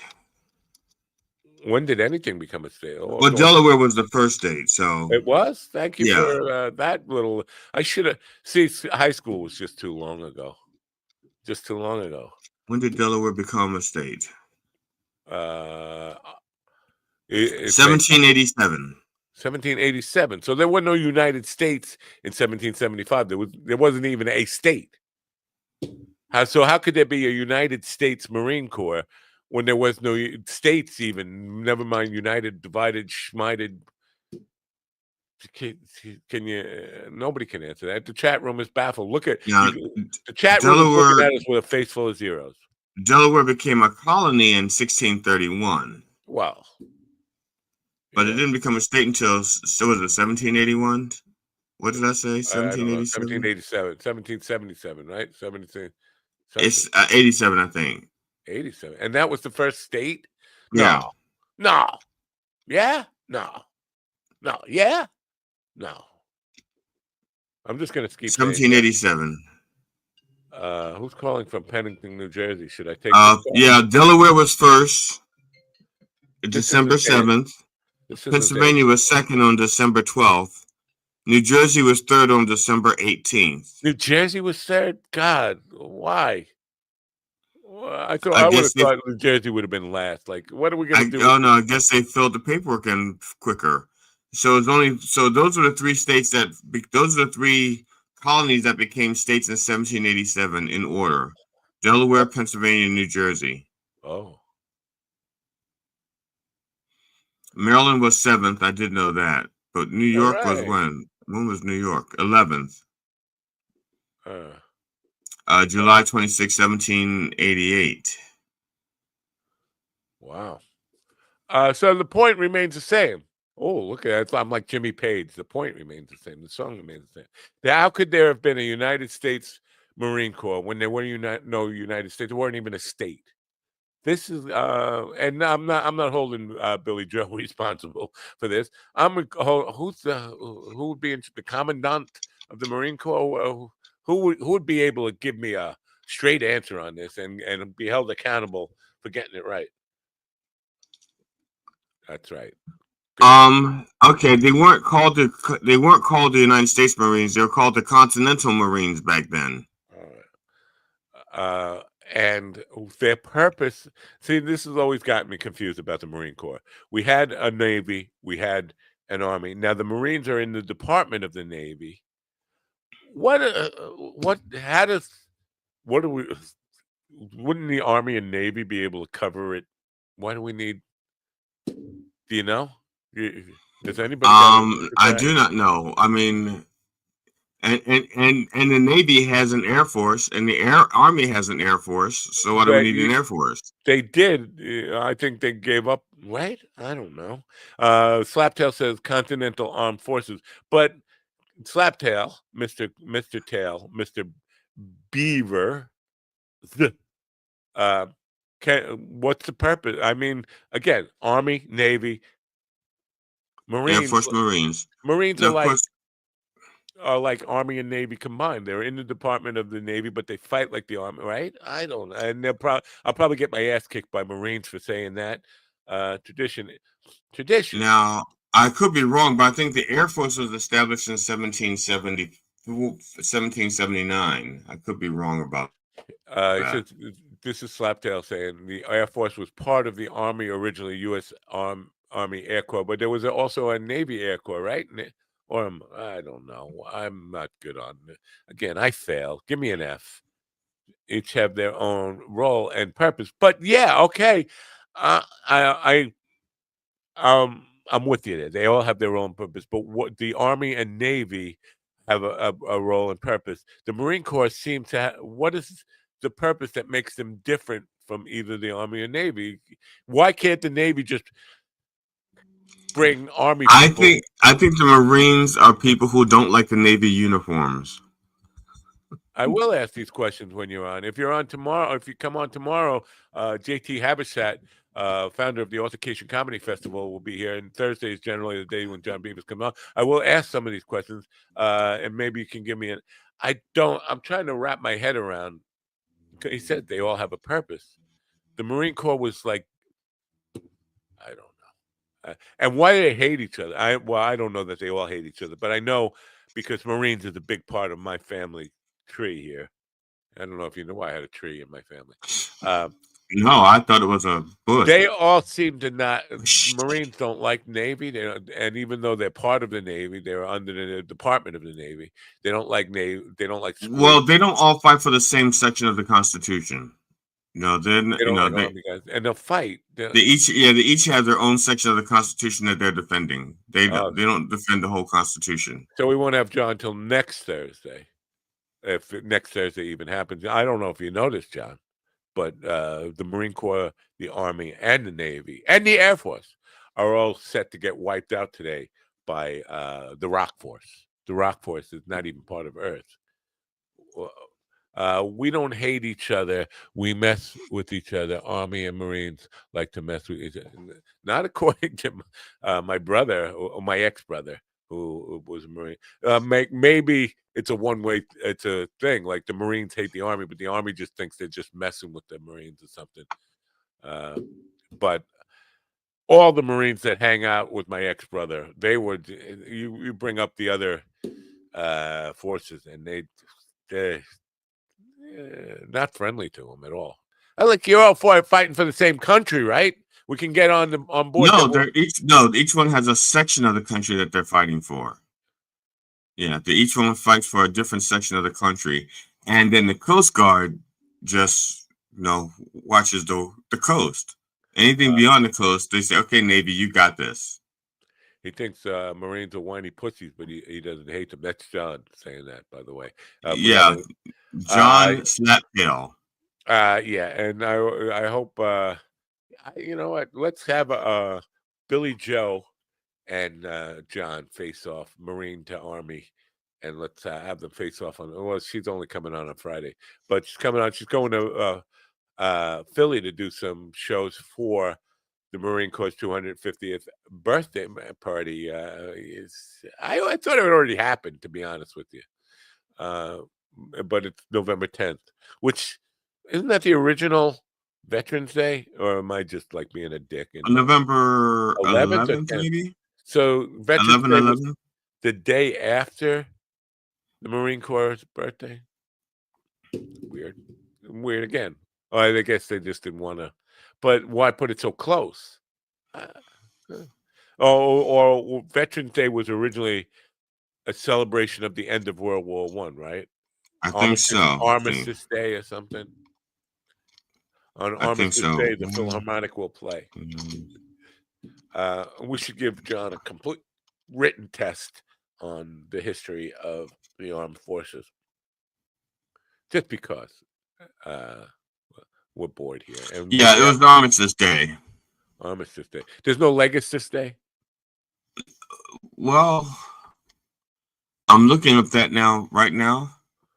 Really? How to waste time. Well, okay, and this is what Copilot is saying. Armistice is just a subset of the Lemnistus. Okay, yeah. Copilot. Now, what is Copilot part of? Is that like? I guess it's Bing. Bing? Oh, yeah. So it's a Microsoft product. Yeah, which I think is Microsoft. Right.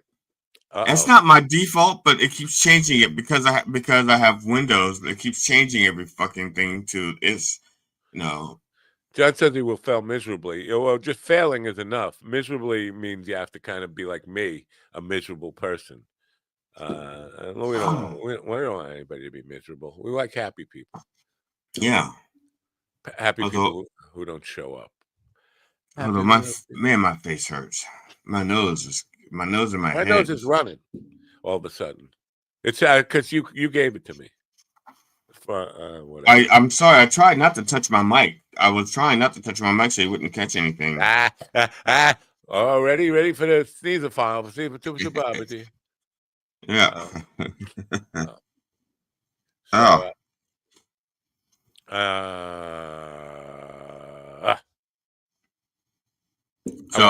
I want to talk about something. Can I talk about something? Sure. Go ahead. John Lachlan, proprietor of Road Comics of America, he uses the phrase cannibalism a lot to describe people who take advantage of other people. No, people. No, he doesn't. He's talking about in the creative arts and comedy, people who charge people for coming on shows or bringer shows, or people. I use the term toward Barry Katz for trying to make money off of people to take a course or whatever the stuff. He calls that cannibalism. I don't like it. I don't like the practice of, if you're in the creative arts and you're sharing information with people, that's one thing. But to charge open micers, these are people who aren't getting paid anyway, and you're charging them money to take a course that there's no guarantee that they're ever going to make any money and all that kind of stuff. There is somebody who targeted me with an ad, and I was like, oh, fuck you. This is cannibalism in music. Rockin' 1000. They're Rockin' 1000 supporter, and to secure your place on a show for 30,000 people, a show in New Orleans in January. The bands, they're looking for 1,000 bands to perform in front of like this epic concert. You do, I forget how long you play. But then it comes down to pick a plan, send in your demo tape to get approved and all this stuff. They're charging people with the charge here, I think. So it's what? It almost sounds like the equivalent of a comedy festival, only they're doing it with music. It's more, it seems worse than that, because they want to, you sign up for $125, $124.99. You sign up for this thing, and you don't need, that doesn't even get you the privilege of being considered for the show. And once you sign up for this thing, which is $125 a year, so that you could watch the show, after that you will get an opportunity to submit, but that's another fee on top of that. So you're signing up for this thing, which is a yearly thing. They're planning on doing the show every year, I guess. And I don't know what would happen during the year that they would have new content for you to watch or something. But you sign up for this thing, which is $125 a month for a year. That's a lot of fucking money for somebody who's not making any money already. What is that? I don't know. I think their theory is that if you're in a band and the average band has 4 or 5, five, let's say 4.5 people, you divide that $125 up in four and a half ways. I don't know what they're thinking. Yeah, well, here's what they're thinking. Some greedy fuck is thinking, who's desperate? Oh, musicians are desperate. How do we fucking take advantage of them? We're just going to charge them to be part of something that's just a hope and a pipe dream, with no real, I mean, they probably already got the bands they already know who they're going to put on this show anyway, right? So it's just you pay us all this money and we'll throw out your demo tape once it comes in anyway. We'll never look at you. We'll never, it just feels like, you talk about cannibalism. The biggest rock bands on earth, the biggest rock band on earth is waiting for you for the first time ever in the United States. I shouldn't even read their advertisement though. Since 2015, we've toured the world, played iconic stadiums, and built something truly one of a kind. Now we're heading to the birthplace of rock and roll. We chose New Orleans for our first ever show in the States, and we'll rock the Caesars Superdome. Feel like joining us? So it's like, your band gets to be part of other bands? It doesn't make any fucking sense at all. Like, you don't need 3,000 guitar players and 37 bass players or whatever. Our strength is in numbers. That's what makes us unique. You'll meet 990 other musicians like you, build connections, rehearse together with 999 musicians, and join a global community of individuals who share your passion in need of guidance. There's always someone ready to answer all your questions on the app. Fuck. Okay, my question is, what the fuck? Exactly. Sign up, select your plan, create your Rockin' 1000 profile, upload a video. If you're playing or singing, you'll be approved. So it's going to be mostly singers, right? I mean, how many drummers Now, the Rockin' 1000, I think you guys were only 955 short of having one of these. Yeah. Let's, how do we give these people bad publicity, like bash them? I mean, this is despicable. You're taking advantage of, and it's probably going to be mostly kids with stars in their eyes thinking, someday I want to be a rock star. I want to grow up to be a rock star. Well, the best way we can expose them is to try to get one of them on the show to talk about it, and then we can expose them. Yeah. They're going to come on the show. I don't know. I feel I feel angry about this, but there's nothing I could do about it. Like yesterday, this is fucking. I trashed it, right? Fucking trashed it. Maybe it's in my trash. Let me look. If I didn't clear out my trash, I got an email from one of these scam emails. Can I find it? It's just like the guy didn't even know how to use BCC. So he put everybody's email in the scam email. He's claiming that he represents a bank, and here it is. I should share this. Let me see if I could share this. I'll pull it up. Bing, bing, bing, bing, bing, bing, bing, bing. Let me go back over to StreamYard and share the screen. Bibbidi baba da boo, baba da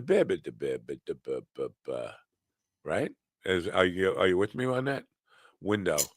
Yeah. Email. Where's my email window? Trash. Hey, trash shopped online.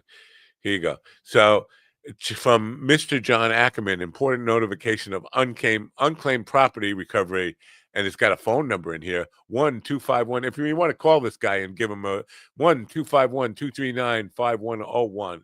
And you see in here all these fucking 496 more emails addresses in there. I could look on the details and give you all these emails, and I'm one of them. It says, your urgent attention is highly needed. I am Mr. John Ackerman, the Chief Executive Officer of Los Angeles International Airport, or LAX, California. Like we don't know where Los Angeles is. I'm reaching you out to, and it's probably guys in Nigeria, so he doesn't know. I'm reaching out regarding an important matter that recently came to our attention. During a recent audit our team discovered a collection of unclaimed property at our facility. Among these items were cash, gold, diamonds, laptops, and other valuables. Like, I don't have any cash. I definitely don't have any gold. Diamonds, forget about it. We talked about this yesterday.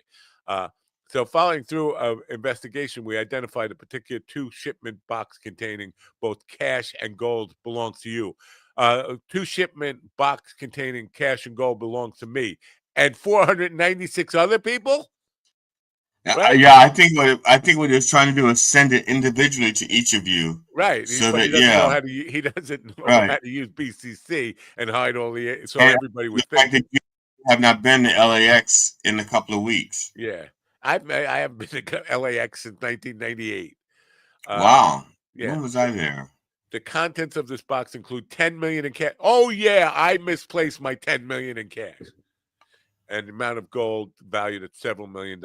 I don't own any gold. So there you go. So it couldn't be mine.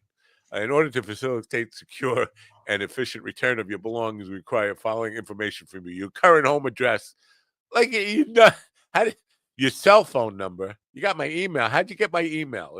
Is it on the gold, or did I write it on the cash? The 10 million. A valid ID card for verification purposes. It's probably on the cashier's check. Right. The information is crucial to ensure your proper delivery. Like, do you want my PIN number too? I mean, oh, that'd be nice. I was thinking of just like writing to this guy. Oh, I didn't even show it, did I? Did I show it? Yeah. No, you didn't show it up. I never showed it. I shared it, but I didn't pull it up into the window. It used to automatically share this stuff. Right, and I'm glad it doesn't do that anymore because I can, like, if I load something, decide to share something, it doesn't just pop in. Yeah. So I'm glad. That's the one thing I didn't ask for that I'm glad they fixed. So my instinct was to reply to all the people in the BC thing and say, please, nobody forward, because I'm sure there will be, like, who was it who said there's a sucker born every minute? W.C. Fields, maybe. There will be somebody who falls for that, right? Or they get so greedy that. Yeah, I think it's the greed. It's not like they thought. It's not that they believe they lost it, but they believe they can find it or claim it. Yeah. Damn good coffee and cold. My mom was not a stupid person, but she did. I remember. But she did have you. Yeah, well, that's that. I think the stupidity comes from my father's side of the family. But okay. She called me up, like, this is like 15, 20 years ago. She called me up. She was destitute. She was like, Matthew called me. My son Matthew called her from North Carolina he's in jail and needs bail money. I was like, grab it. She got a phone call at 2:00 in the morning. Grab, it's me. I'm in jail. I'm like, so I said, hold on a second. I put her on hold. I called Matt and I said, where are you? Because I'm in Holbrook. I was like, well, Graham thinks you're in. I don't know why she didn't think to call him. And she thinks you're in North Carolina in jail. And she was ready to wire people bail money. Like she was calling me to see if I had money to pay for this thing. They were asking her for $2, but she was ready. Like they caught. So she's not a stupid woman. She fell, and Ursula, who was the bookkeeper for a company that I work for, also fell for a scam like that. Like she was ready to send thousands of dollars to a stranger on a phone call. I was like, hold on, slow down, take a breath, check it out, verify. So my point is, out of 496 people, there could have been one or two who would actually just fall for that, right? Oh yeah. And start sending people their ID or here's my social security number, here's my license, and all of a sudden your bank account is being wiped out by John Ackerman. This is the economy we live in now. Not the gig economy, the scam economy. Yeah. Every day I'm getting more and more of these rotten, terrible people who are just looking to take advantage of some poor sucker. And the thing is, the Trump administration has pulled the FBI off of things like this, off of tracing down scams and white-collar crimes. Well, so my instinct was to write to all those people and then report it to the FBI's, whatever I said, scam abuse thing, fraud abuse. And then I went to look up how do you forward this to the FBI's fraud division, and you can't. You actually have to go to a local FBI or with your proof of scamming. They don't let you, because like my email internet provider and my bank, they have an address with fraud at Chase Manhattan. The bank. Right. And Opt Online, they basically have a fraud division where you just forward it to them. The FBI doesn't have that. They should have that. So they don't have that. I'm getting a text right now from my good friend Jackie. I'm ready to duck, man. I feel like homemade poop. I'm ready to duck. Oh, from the asteroid. I told him. I said, don't worry about you feeling sick. The asteroid is coming to end the world anyway. Okay. Well, hope he feels better. Yeah, and same goes to Bob Kitson and Elizabeth's people, her family, who were all, everybody's getting sick. I can't get sick. I don't know. I'm the whiniest little bitch ever when I get sick. Men in general are not as good. My wife, she gets a cold, she still goes to work. If I get a cold, I'm like, call them Undertaker. Pity me, poor me. I have a cold. I want to die. She's like, get up, you little fucking pussy. I can see your vagina from here. Women are just better at handling that stuff than me. Everybody's better at handling it than me. So yeah, that's all we got for you. Show's over. When is this fucking rock coming? Avi Loeb. Is it coming Eastern Standard Time? What time is it? That's a good question. Like, does the rock, somebody said photons. Is it Greenwich Mean Time? Photons always moving at the speed of light. So for them, time doesn't really exist. Right. So they don't care about time zones. I don't know what this rock, because according to Einstein's relativity, the faster you move, the slower time goes. So maybe who was ever on the mothership or whatever this fucking rock thing is, they don't even know what time. It could be last week for them, right? Because time moves slower as you go fast. So it could be last month. It could be the Marine Corps is just starting up. Somebody's just saying we should start something called the Continental Marine Corps as the rock is moving along faster. Or maybe they're saying, we should discover fire. Yeah. Right. So what's the oh look, Judas is blowing up. Judas just exploded. Was that spontaneous? And I could just see on the rock somebody say, "You think that was spontaneous?" There's no such thing. Because they slap each other on the rock. I don't know if you know this about the rock. Now, did you watch Third Rock from the Sun? Well, people on the radio, I am shaking my bald head no. That was John Lithgow and some other people. I don't remember the other people. Yeah. Thanks again. What? Yeah, because she's about to cut out and head over to Governors. I have to tell you that on the show with Tony Walker this morning, my good friend Chris Monty. I love Chris Monty. Has been on this program a number of times. One of the first comedians I ever became like friends with, full-time working comedians, Chris Monty from the Kevin James world. Kevin Can Wait. He's part of the whole Kevin James. Did I say Chris James? Kevin James circle of comedians. He's done a lot of things with Kevin. I think he tours with Kevin every once in a while. Chris Monty will be on with Tony Walker today. That's going to be a good show. You're probably better off watching them than us. I'm just saying. Where was it going? Do you remember where I was going? Yeah. Straight to hell in the handbasket. Rosie on Friday. What do you mean, Rosie? Rosie who? What? Rosie on their show? No, on the Governor show. Yeah, who? Rosie who?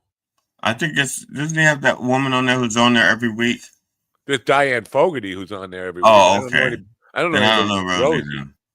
Rosie. I know Rosie on my chest. That's Dion. Wanderer. I got Rosie on my chest. Whatever. Yeah. I'm just. I was really hoping for The Rock. Really hoping. That's a damn shame. Love Rosie on Friday. That's going to bother me. She's probably gone already, so she can't explain. Maybe I should approach. No, I think Tony hates me.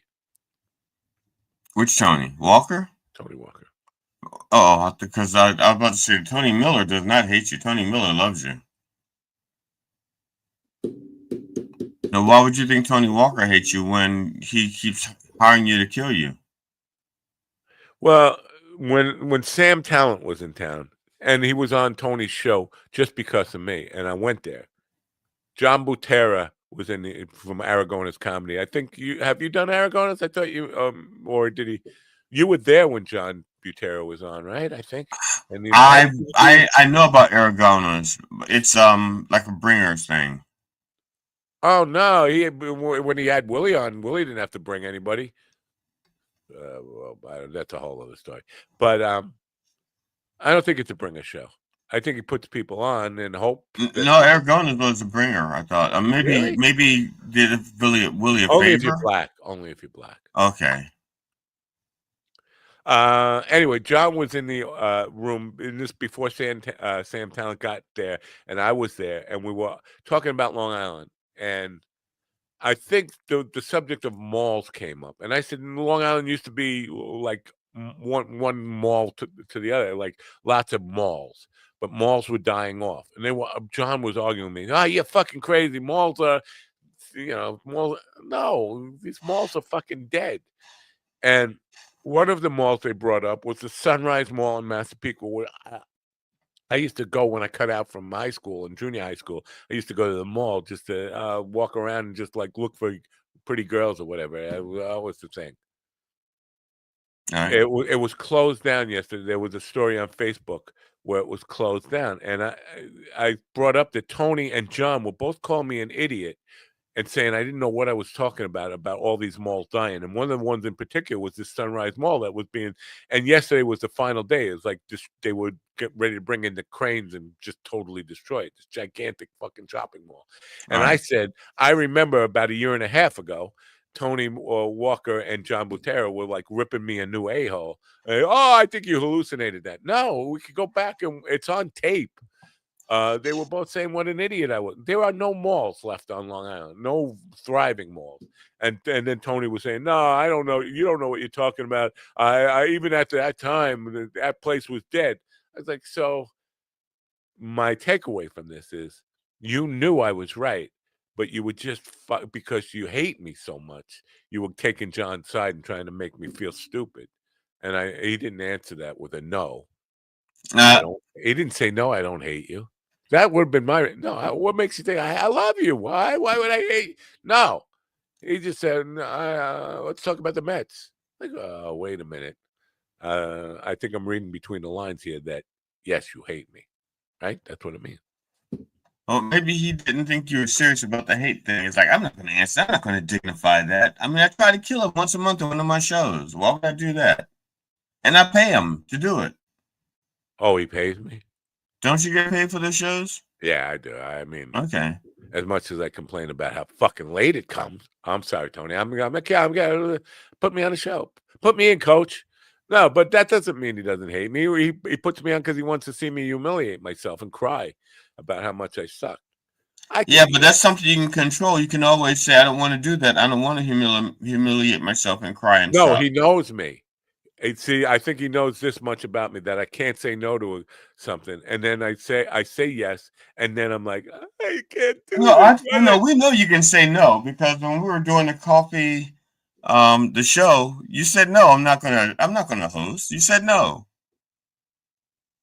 I think. Yeah, you did say no. I'm not sure if I said no or I said what. You should get somebody better than me.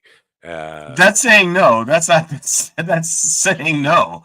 I mean, the whole point of having a coffee with the dog show is to have a coffee dog there. Yeah, I guess you're right. I mean, I didn't want to do it. So you could say it no. wasn't a hard no. It was like it was hard enough that you said it was hard enough that we had to get a replacement. Yeah, but if you couldn't get the replacement, I think I would have ended up doing it. And then stop. There's the same fucking people again. It says right on it, spam risk when this phone. Like, why am I going to pick up for something that says spam risk? Would anybody? I would love to. No. But so if you couldn't get Tony, I think I recommended that you get Tony, and I thought Tony had a drawer at the time. This is what I was saying, because nobody was going to come to see me, and I thought to get the audience, because you were bringing in a couple of out-of-state losers. Let's be honest, a couple of out-of-state losers. No, didn't have a following here, that nobody was going to go, and I was right about that. But I thought Tony had a following. It turns out Tony had nobody. He's an in-state loser. There you go, you fucking insane. Sorry, I got choked up. So my thought was to benefit the show to have somebody that might actually bring people in.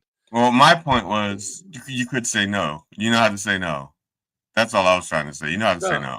I don't think no. I didn't know how to say. If I would have said no, I said, well, I think you should get somebody who will bring more people. See, that's not saying no. That's dancing around no. If I knew how to say no, I would just say no.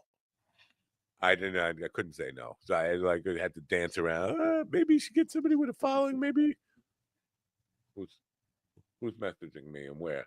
I'm getting bumminged. Who's? Oh no. Yes, it's still available.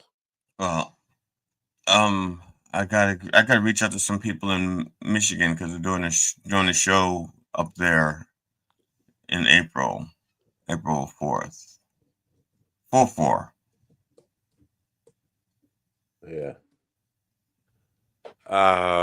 So I have that Alexis mix, multi-mix. It's a wireless Bluetooth mixer. So you plug your stuff into that, and if you have Bluetooth speakers, you don't have to hook up wires to that. Or if you're one of these people who plays like with recorded tracks, and you bring your iPhone or an iPad or something, you could play the tracks from your thing and not have to hook up a wire to it.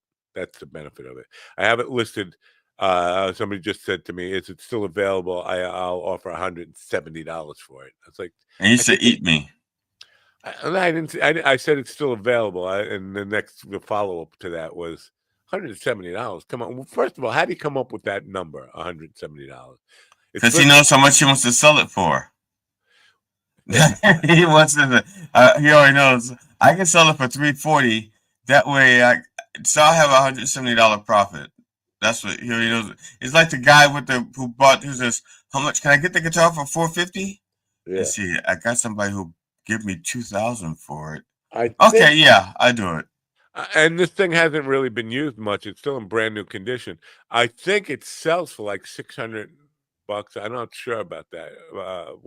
But I listed it for $200. But I'm just like, how do you come up with $170? I can.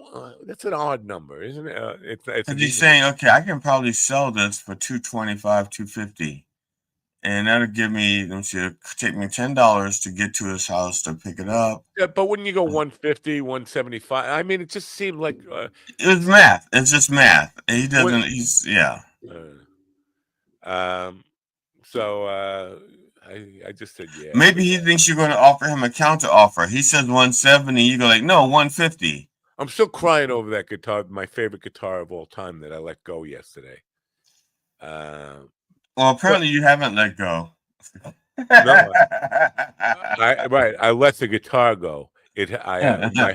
My heart is not. It's still connected somehow, and I know my days with playing with bands gone. I'm just an acoustic dude now, and I should accept that. But on some level, that guitar, it was just so good. I mean, I've never played anything quite that magical before. I mean, again, the ebony neck, if you're a guitar player and you understand maple necks and rosewood necks, they have a certain feel to them. Maple necks and ebony necks and little lambs and ivy. Yeah. Ivy's not good for you, right? I don't know. And that's for guitar neck. Could be poison. Somebody asked me the other night, last Wednesday, they asked me why don't you play in a band? I said because I suck. Yeah, well, there's that too. Have you ever played an ebony neck on a guitar? No. It doesn't, because it's not wood, right? It's not wood. Ebony is not wood. I don't know. I really don't know. But again, I'm never going to play it again, and that's the sad thing. Like I know this guitar is going to go out and have a great life without me. It's like when you're going to see your guitar is going to have a hot chick and a hot young woman, and I'm going to be like, "Damn you, guitar! Damn you, guitar! I loved you." Ebony is a black brown hardwood. It is okay. It is the genus Diospyros. I wonder if there's such a thing as an ivory neck. Ebony and ivory live together on my guitar that I sold, and I'm going to cry over. That was a great bit. Eddie Murphy and Joe Piscopo. Joe Piscopo was funny at one time, and he was doing Frank Sinatra. And I remember them doing Ebony and Ivory. You are black, and Eddie Murphy being Stevie Wonder said, "I am black, you are white," and Joe Piscopo's line back was, "You are blind as a bat, Jack. I have sight." That's Frank Sinatra. I remember that one. Yeah, it was a good one. And then one time Piscopo was funny. Yeah, and no, what happened? You know what happened? He went to the gym to impress a 17-year-old girl. This is fucked up. He was in his 30s or something, right? And he went to a gym to kind of get muscled up to impress a 17-year-old girl, and that led to an unnatural testosterone boost, which shuts off the oxygen to the brain and makes you become a bigoted son of a bitch. I don't even want to say conservative, not conservative, just a far right wing nutcase. That's what happened to Joe Piscopo. I just figured it out. Are you proud? Yeah, I am, because I was wondering how long it's going to take you to figure it out. Oh, as a matter of fact, we went to ukbets.uk in UK bets, and we put money on how long it would take for you to figure it out, and you just cost me $3,500 because you figured it out a week before I thought you would. Wow, a week. What is this, Mishka, in your a terrorist outfit? You know Mishka? You don't know Mishka, do you? Oh, yeah. Second baseman for the New York Mets. No, I don't think he even likes the Mets. Oh, I saw what Katani looked like. Atani, what's his name? Atani? Yeah. The pitcher from the Dodgers? Yeah, don't ask me to say his first name. It's like Otani. He is fucking huge. He's huge? At least in this shot that I saw. Because when you say huge, what do you mean? Tall, wide? I mean, tall and wide. It looked like it. Maybe a picture with because it was the picture of it was the picture of the walk-off home run. Freddie Freeman, yeah. Yeah, Freeman. He was like one of the last people to jump in on the pile at the end. Here's something unusual. Would you like something unusual? I'd like something completely different.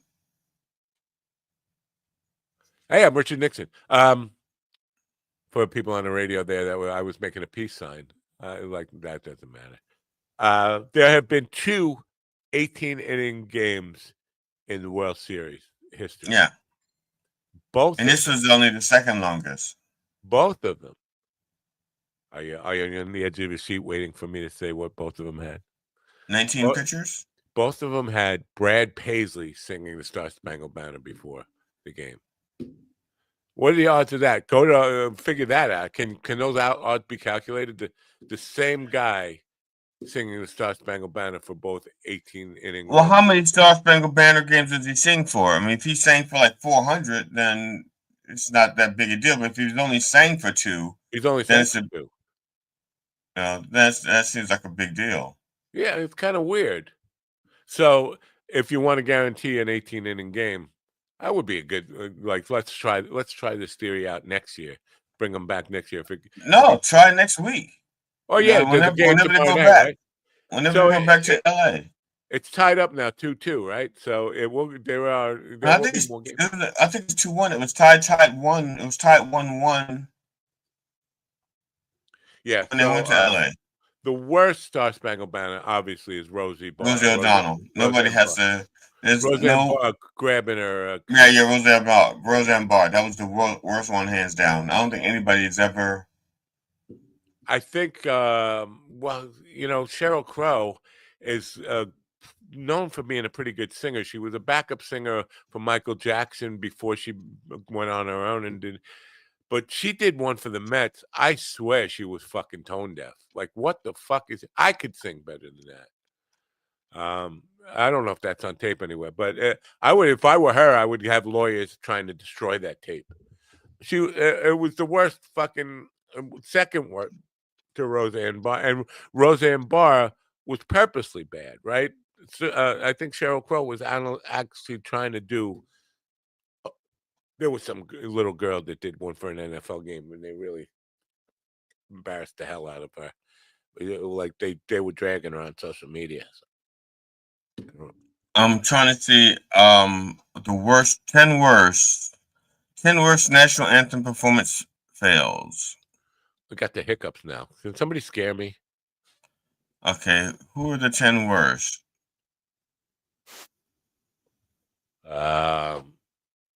Let's. Is Sheryl Crow in the list? She's got to be. I can't find. Oh, it won't let me mute it. Oh, for me, I'm trying to. Let me see. Okay, let's see here.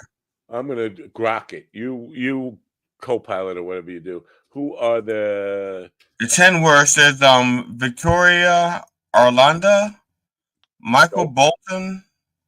Wow, Michael Bolton, a guy who was supposedly a good singer, right? Cuba Gooding Sr. Wow. Christina Aguilera.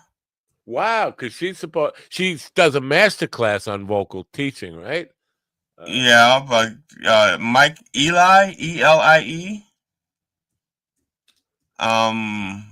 Let's see. Alexis Norman, Ezra Harris, Roseanne Barr, Carl Lewis. I forgot about that one. Carl Lewis, the track runner? Yeah. Wow. And honorable mention, Kevin Nash. Grok says he's thinking. That's interesting. Grok is thinking. And Caroline Marcel. Caroline Marcel, M-A-R-C-I-L. The only ones I know are out of that whole list. Roseanne Barr, obviously, we've talked about. Christina Aguilera and Michael Bolton. Those are shockers to me. That those were. Oh, Fergie is in the list according to Grok. Fergie is number 1. NBA All-Star Game. Sultry jazz-infused take that came off as awkward and overly sexualized for the occasion. Spark, kind of, you know what? Did Marilyn ever do one? No, she did Happy Birthday, not Star Spangled Banner. Roseanne Barr is number 2. Ingrid Andress, did you mention her? No. Major League Home Run Derby, wildly off pitch and slurred notes throughout like she was drunk, attributed to intoxication, but it went viral for sounding unprepared despite her professional status. Carl Lewis, Chicago Bulls versus New Jersey Nets NBA game. Christina Aguilera is in the Aguilera. Kerry Hilson, is that in your list? No. All right. Scott Stapp, or what is Creed? 2005 NASCAR Ford 400. Growly, severed notes and dramatic flair that clashed horribly. Creed's frontman should stick to rock, not anthem. I don't know if he should even stick to rock. Cat DeLuna, NFL season opener, Dallas Cowboys. Pitchy and over-embellished runs that veered into chaos. Carolyn Marcil forgot lyrics awkwardly. Oh, remember when Trump just fucking forgot the lyrics here? And the Bob's in your manga underwear. Aaron Lewis. Fuck Aaron Lewis. I hate Aaron Lewis. You know, Stained, and he's like this fucking redneck son of a... He's not in your list, is he? I didn't see it. World Series game, solid voice, but froze and forgot lyrics. Good. This is one of these right-wing flag-waving dipshits. Forgot the lyrics, stumbled, turned a decent start into a forgettable fall. Okay, we should get some of these and show them. Honorable mentions include Steven Tyler, Screechy 2001 Super Bowl rendition, Cuba Gooding Sr. I didn't even know everybody plays a fool. Risky 2000 attempt. These those two were honorable mentions. It's a hard song to sing. It is. We did a Little League opener. Mikey was supposed to say, the band played before. We were playing on the field, and then Mikey was going to sing the Star Spangled Banner, and he came over to me and we were rehearsing. I said, Mikey, start low, start down. Oh, say, because you're going to have to go very high. And I said, okay, start low. Oh, say, and we're say, over and over and over again, getting him to start low. He goes out and they announce him, and he goes, say. And then he starts looking over me like, help. Like, there's nothing I can do for you now. You're already on the road to fucking embarrassment. My only help is to act like I don't know you. Or play louder to drown you out. It was a cappella, no music. That's even. Oh, yeah. I guess you could have stopped and went, and the rockets red glare.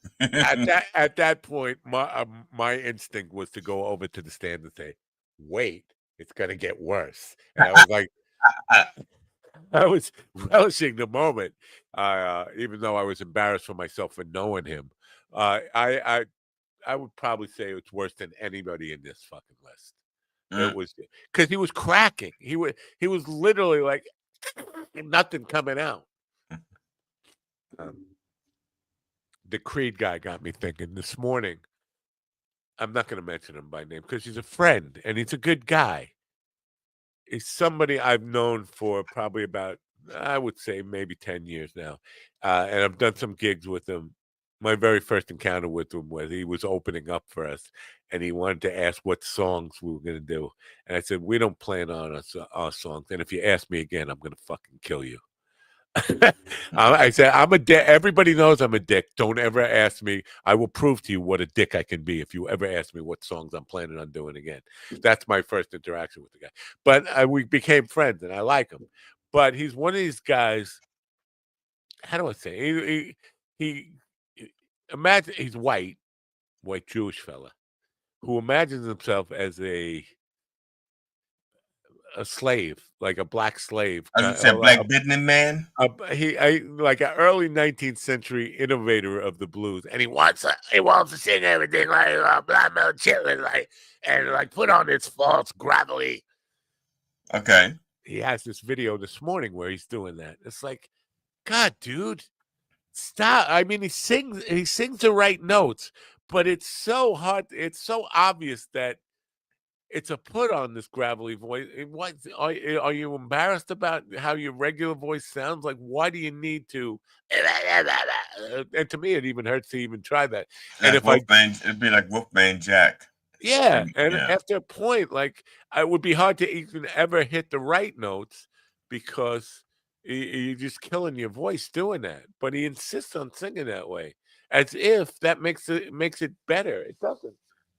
Doesn't make it more. And it doesn't even make it more authentic blues to me. We could see your face. You're a white Jew. You're not an old black dude off the plantation who had been smoking tobacco right off the trees or whatever. So there's no reason for your voice to sound like that, like you're 100 years old. Anyway, it was disturbing to see, and I don't get why this, especially in the blues genre. White guys feel like they have to do that gravelly voice. Well, maybe to get like, I haven't suffered enough, so I'm going to make you suffer with my voice. Yeah. So if he's listening, I'm not going to be on the show. Don't do it. Just don't do it. One thing was good that he was playing without a looper, because every other time I've seen him, he plays with a fucking looper. The one time he came up to play with us, we were doing an acoustic show at a place called the Garden Grill. It was just me and Mikey, one guitar, and me playing acoustic, and Mikey singing. And Mikey invited him up, and he went to go and get his guitar, and he comes up with this fucking pedal board. I said, we're acoustic guitar. Is that necessary? Volume pedals and chorus and loopers and compression, and like, acoustic guitar, dude. I mean, but the looper stuff drives me crazy. I hate loopers, first of all, and they can get out. You have to be really precise on where you hit the start and stop on the loop. It's like, why? Do you not have enough confidence in yourself to just entertain people with just your playing and singing, that you need the tricks and the loopers? And no, I never had a looper. The closest thing I have a digital delay, and the digital delay, obviously, it decays over time. So you get like maybe 4 or depending on the volume and the attack, you may get like maybe 2 or 3, maybe 4 passes before it starts to drop off. And and I've used a digital delay, not often. Yeah, but they also have very short memory. Like, you're only going to get a very short sample with that stuff. Right. Yes. Yeah. And so I have done stuff using that, and that's a lot harder than with the looper, because it's like you're constantly like refreshing or resetting. I have played with loopers, but never on a gig. I would not take it to a gig, and I would not use it as a crutch for, I need a rhythm guitar behind my. Don't play lead solos. If you're going to go out doing an acoustic solo, people don't fucking need a lead solo. They don't need guitar solos. Just fucking play the song, sing it through, and if you have to, sing the fucking guitar or the solo part, whatever. But I have used loopers in here just to play with for fun and stuff. The loopers they have now are like multi-track loopers, so you can have like you do your rhythm pass, and you do a bass line and all this stuff. But again, now when I do my song parodies, and when it's time for me to do a solo, I use this. I'm like,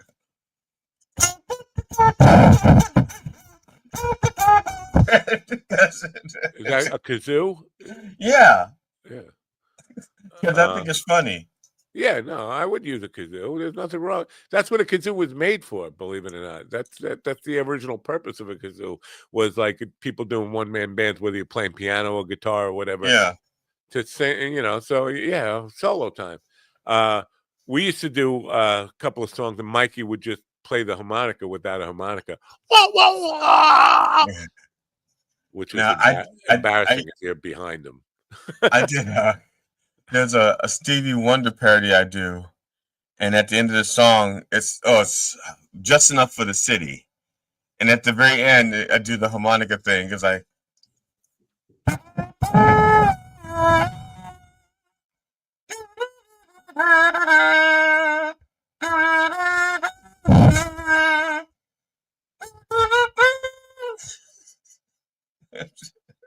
Sorry. I apologize to y'all's ears. I don't know how loud that sounded to you. It wasn't the loudness; it was the wind blow. Anyway, so we had no show for you today, even though we promised you a great show. We promised you Elizabeth Croydon, who was going to be. Yeah, and I advertised it. See, I advertised it. I know. And it would have been delightful. We would talk about. I think she just got a new movie role or a television show role. I'm surprised how many movies she's had. Bob Kitson, who was also supposed to be on today, he has actually been in a Batman movie. That was fucking impressive as hell. I forget which Batman movie, 2012. But obviously, we didn't get to talk to any of them. And then Jackie, who was apparently. What is it? I'm trying to think of it now. He's calling Ralph. Calling Ralph. I'm gonna make myself Ralph if I keep that up. But none of them showed up today. Maybe we'll try for next week or something. And that's that. So tomorrow, JT Habitat. It's due, but of course he could be sick as a dog. It'll be a cat. Can it be a cat? I don't know.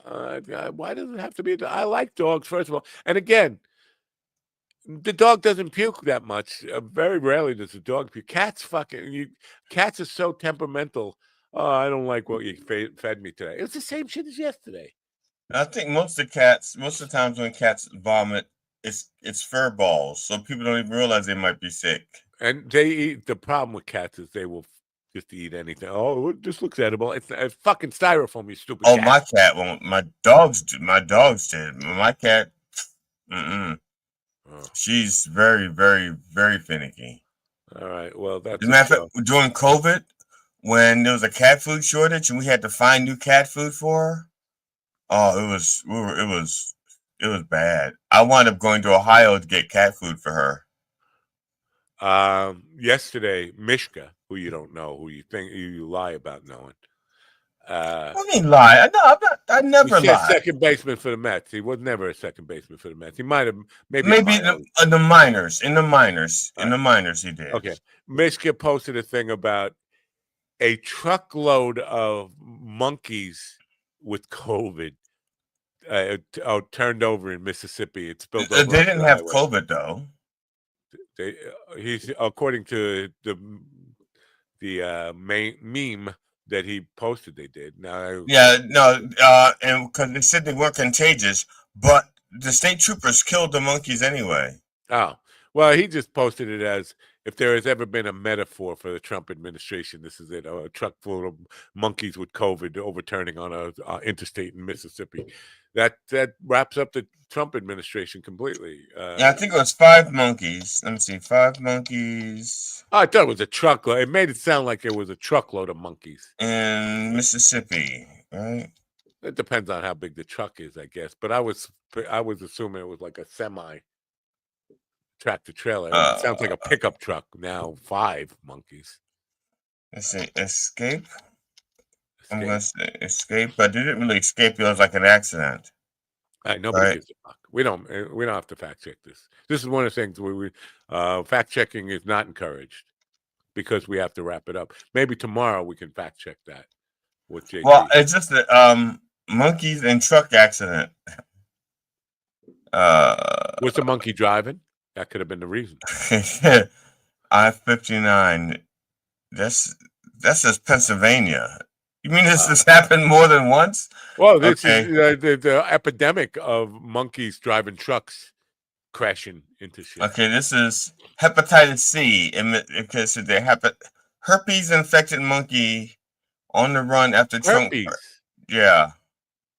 Now that's who the fuck is giving monkeys herpes? Your aunt with the herpes on her lip?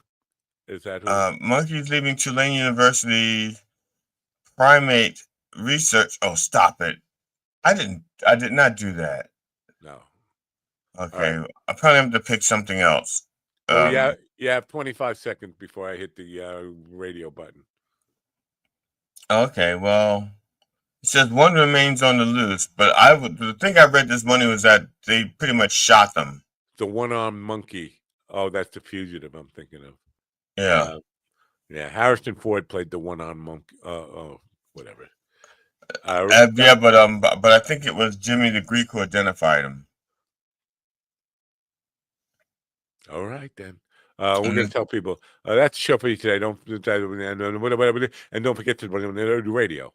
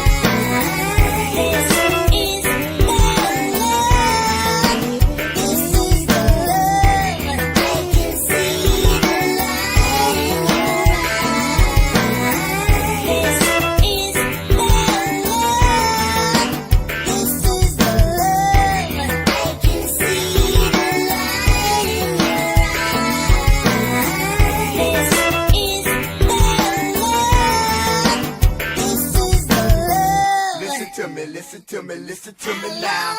Listen to me, listen to me, listen to me now. Listen to me, listen to me, listen to me now. Listen to me, listen to me, listen to me.